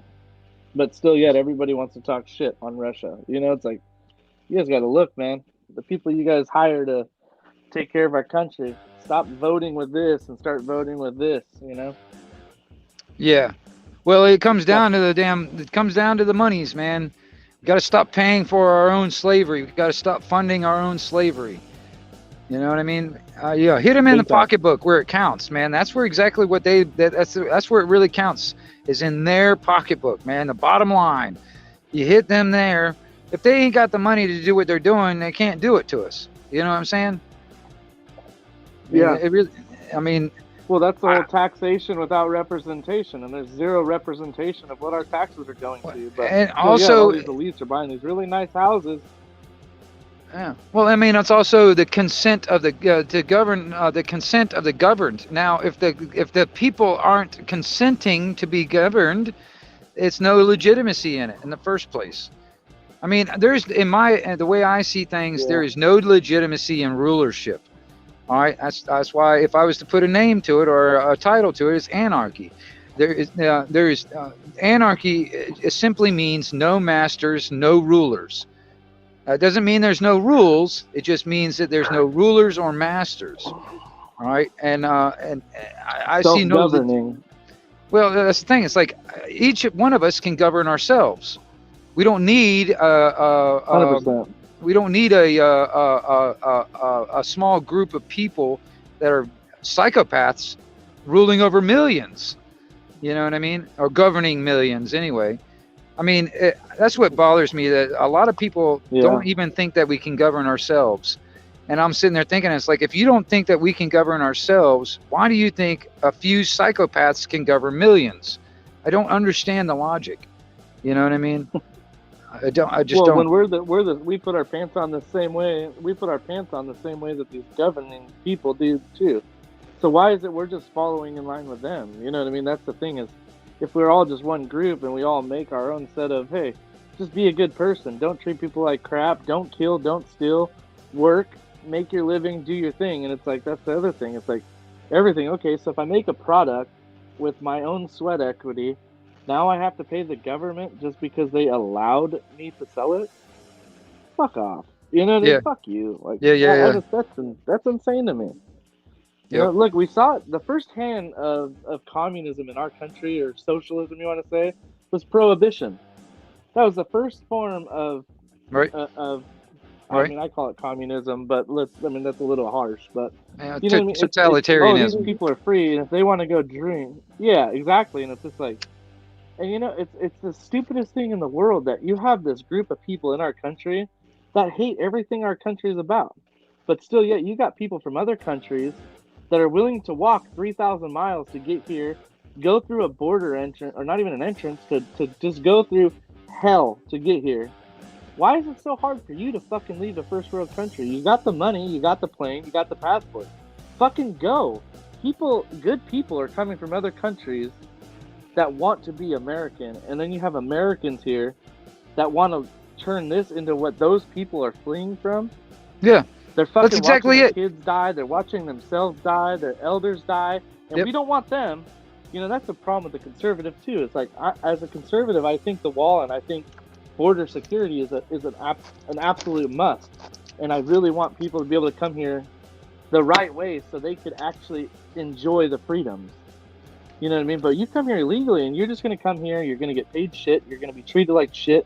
And I don't want that. I think it's a terrible thing. And it's like, I wish it wasn't that way. I really don't. I mean, I think if you want to come here and make our country a better place, then there's plenty of people in the upper elites that I would love to, you could have their position, they could leave, and, Yeah. you know, Hell, that's kind of what. hell, I think we can all come together and actually get a plane and actually get a bunch of them people out and just fly them over like China and just, you know, I mean, you can give them parachutes, but hell, I wouldn't even bother with that. Sometimes I just push them right out. Here you go. Just push them out the damn plane.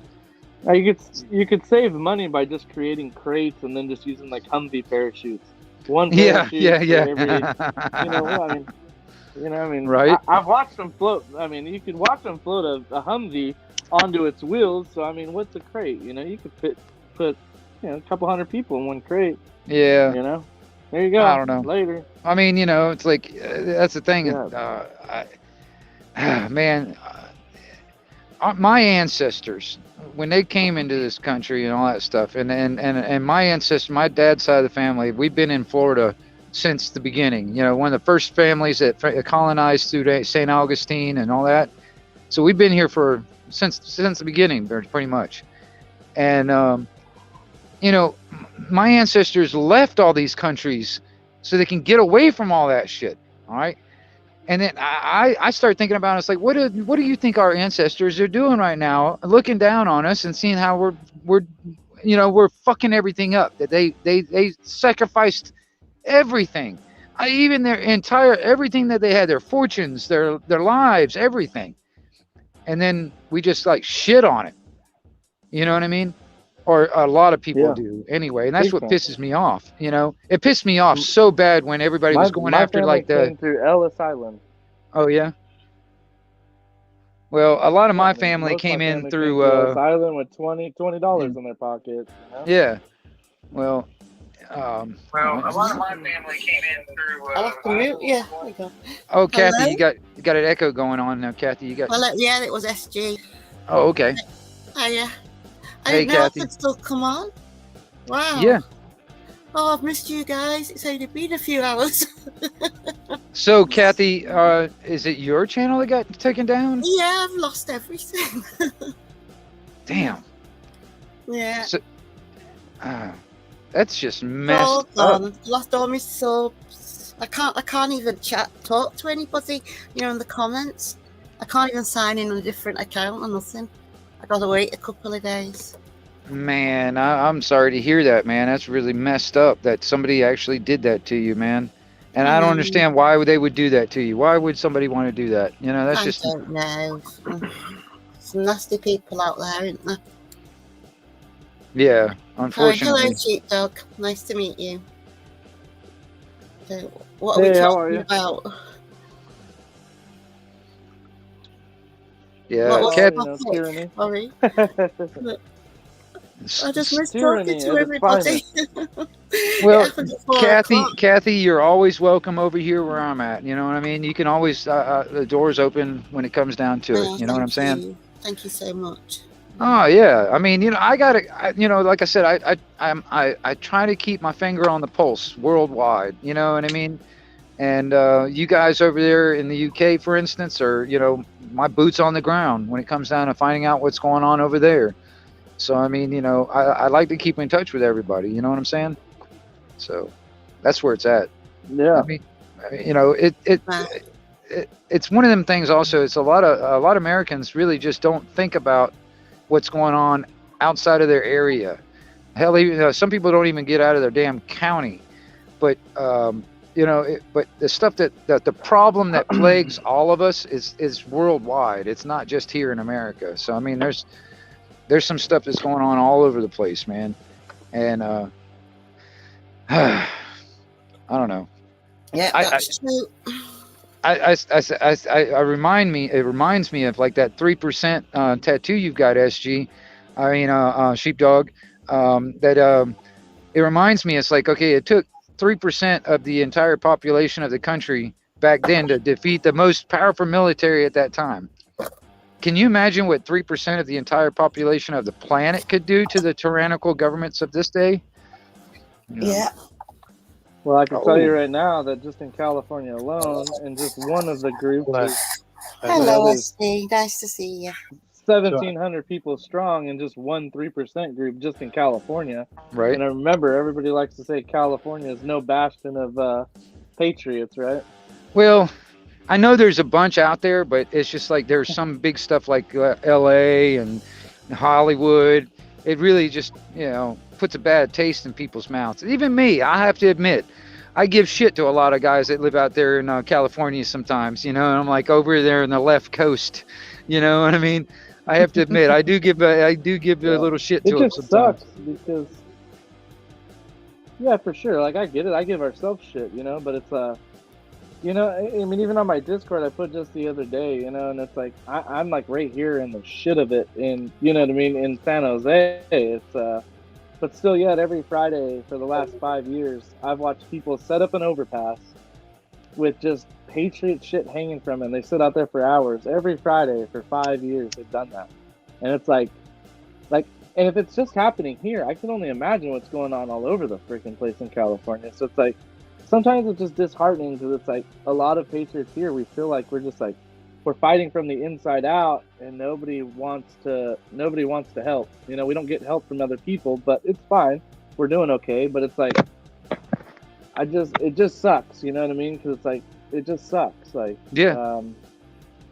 People don't get any help from anyone much, do yeah, they? Especially from the rough state. because, yeah, I mean, even if you look at our voter maps in California, there's only 3 blue dots. The problem is there's multi-millions of people in those 3 blue dots, right? Right. And there's the rest of our state, we have multi-millions of people's opinions on what should be votable.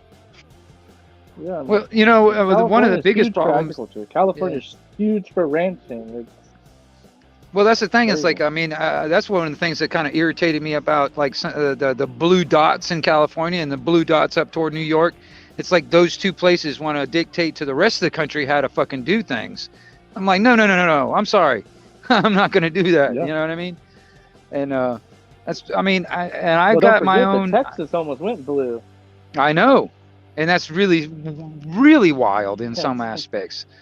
You know what I mean? I think they were the last one It's to not. even It's even designed. join the union.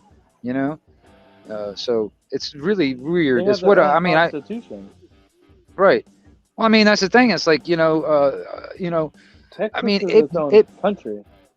well it may come down to that where we just like totally go back to what it started, where it was individual states.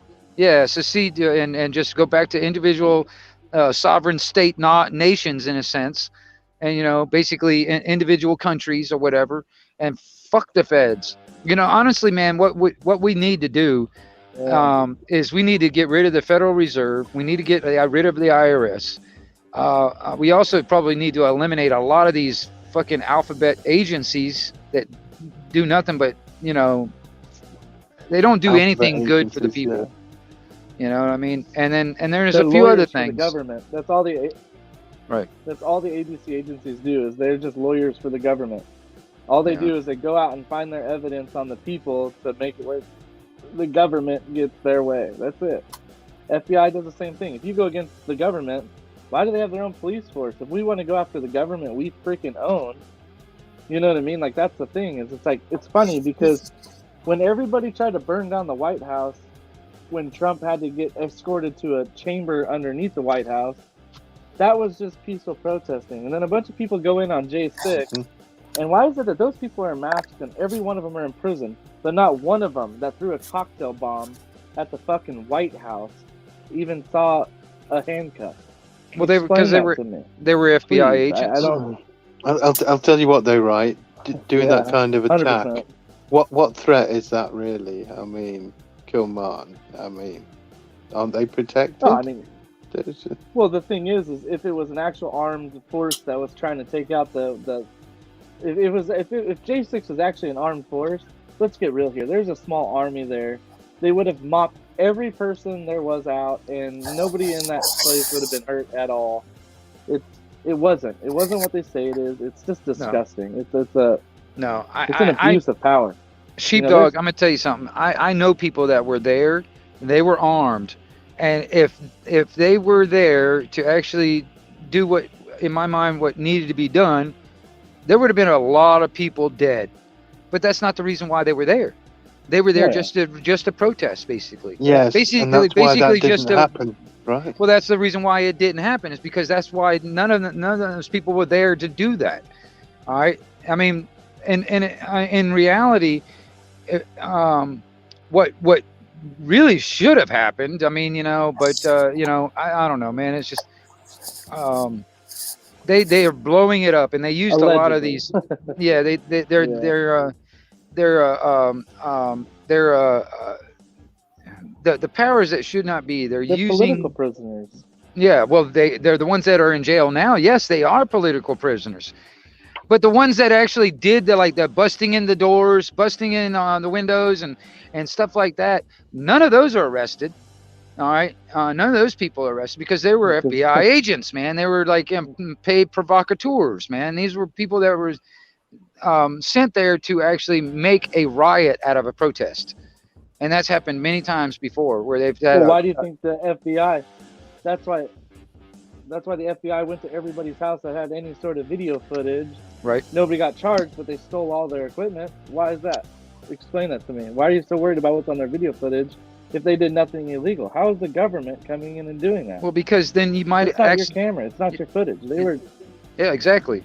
But the thing is, they're trying to cover their tracks. They're trying to cover their ass. Because somebody might have gotten a video of some of these guys and actually can ID them. Like what was it? I can't remember what protest it was, but it was one a while back ago, where it started out as a legitimate organic type protest, and then somebody in all black and a black umbrella started busting windows out of a auto parts store or whatever. All right, and then that got people to it's kind of like that herd pack mentality thing. It's like, well, they see one person doing it, the next thing everybody starts doing it. That's what it was. But the guy that actually did the initial breaking of the glass, he was a cop. He was actually ID'd later to be a cop. He was all dressed in black. He had a black umbrella, and the reason why he had a black umbrella is because there was overwatch. There was people up in a drone up above keeping an eye on him and watching his movements where he went. All right, that was their overwatch. That's the reason why they had one guy. We should get more cop blockers out there, shouldn't we? Well, the thing is, it's like actually, like Sheepdog was talking about the video footage. Any of this video footage, it's like there's ways of IDing these people. Yeah, well, you know what I mean? We already know they spy on us because look at the Kyle trial. Right. Oh yeah. I mean, yeah, and that was a big deal too. I mean, if there was no video footage, because there was a lot of people live streaming that night. If there was none of that, dude, but they would have railroaded him. They would have. Yep. Big time. Can I just say I can't comment in the chat because YouTube won't let me? They've killed my account. Wait a minute, You're lucky you're even here, aren't you? I can't comment on the chat on the. Oh. My account's gone on it. Hey, Kathy, I don't know, man. Maybe you might. Well, you're gonna have to probably start from scratch again somewhere. But I don't mind. I'm just upset that I've lost all the people that I've subbed to. Yeah, well, I just remember them all. Yeah, oh yeah, it won't take long. You'll get back up in there. Because I mean, I've even because I've had people, it's like, warn me about different things here and there, and I'm aware of all this stuff, man. But I'm also, I don't, even though it's taken me a long time to get where I'm at now, because I've been on YouTube for a while, and but the thing is like, even if I was to lose everything, like all my videos, oh crap, here's another damn bot. And this is another thing, these damn bots. I think these bots are actually, there's two of them back to back. Look at that. Two of them back to back. That's crazy. I haven't seen two of them back to back. That's the first time I've seen that too. After the Still other do bots, this, so that's, I don't have to be completely alone, do I? That's crazy. Two of them back to back. That's really weird. But I think what those things are doing, they're tagging my stream. I think that's what they're doing. They're tagging my stream, and I've been noticing it more and more especially on people that are actually trying to speak out and actually get the truth out and all that stuff. I've been seeing them more and more on people's chats. I've been seeing them more on the comment section of the videos. And Miss J said if you want a mod, she'll take a mod to help you ban them if you would like that. Oh yeah. Miss J. I'm surprised, Miss J. I'm sorry about that, Miss J. I thought you were a mod for some reason. Oh, thank you for talking to me, Mrs. J, this afternoon. I really appreciated that. We talked for 4 hours in the end. Can you believe it? Oh man, that reminds me. I'll be shutting down the stream pretty soon, y'all. If y'all want, you can hang out in the back room with me, and then whoever else wants to come up, I pin the link at the top of the chat. Yeah, that'd And be good. even after I'll put the link on the video, on this live stream video, when it'll download to YouTube, and I'll put the link in the comment section of that video. As long as I'm here, it'll be there. You know what I mean? When I leave the back chat and all that, the back room and all that stuff, I take that back out of the comment section. But for the people that come later or whatever, if they see that stream, y'all, Choose your words correctly. Do I just stay here then? I don't need to do anything. no, you just stay right there. Yeah. Stay right there. Matter of fact. Hey, Mrs. J. Hello, Mrs. J. Is that you? Hello. Hey? How are we all? How are we all? Great. I was thank just checking. It wasn't a porn bomb. Yeah. Hey, Why Miss not? J. Miss J, if you were to show me your boobs and stuff, I would accept that, and I would I would allow my stream to be taken down right now. I would Oh, totally yeah. make that would be worth it. It would be worth it. My camera is permanently blurred. All right. Well, here. All right. Hey, You guys DC. hang out. You guys hang out with me. All right. I'm gonna go ahead and I'm gonna end the Hang stream out right doesn't now. You always guys. mean hang out, you know. Yeah. All right. Hey, I welcome everybody in the chat. I really appreciate all you guys in the chat. And if anybody, I've got 2 more spots open. If anybody wants, you can pop in. I'm gonna go ahead and end the stream right here, y'all. And I'll see you guys on the next one. Dr. Otter.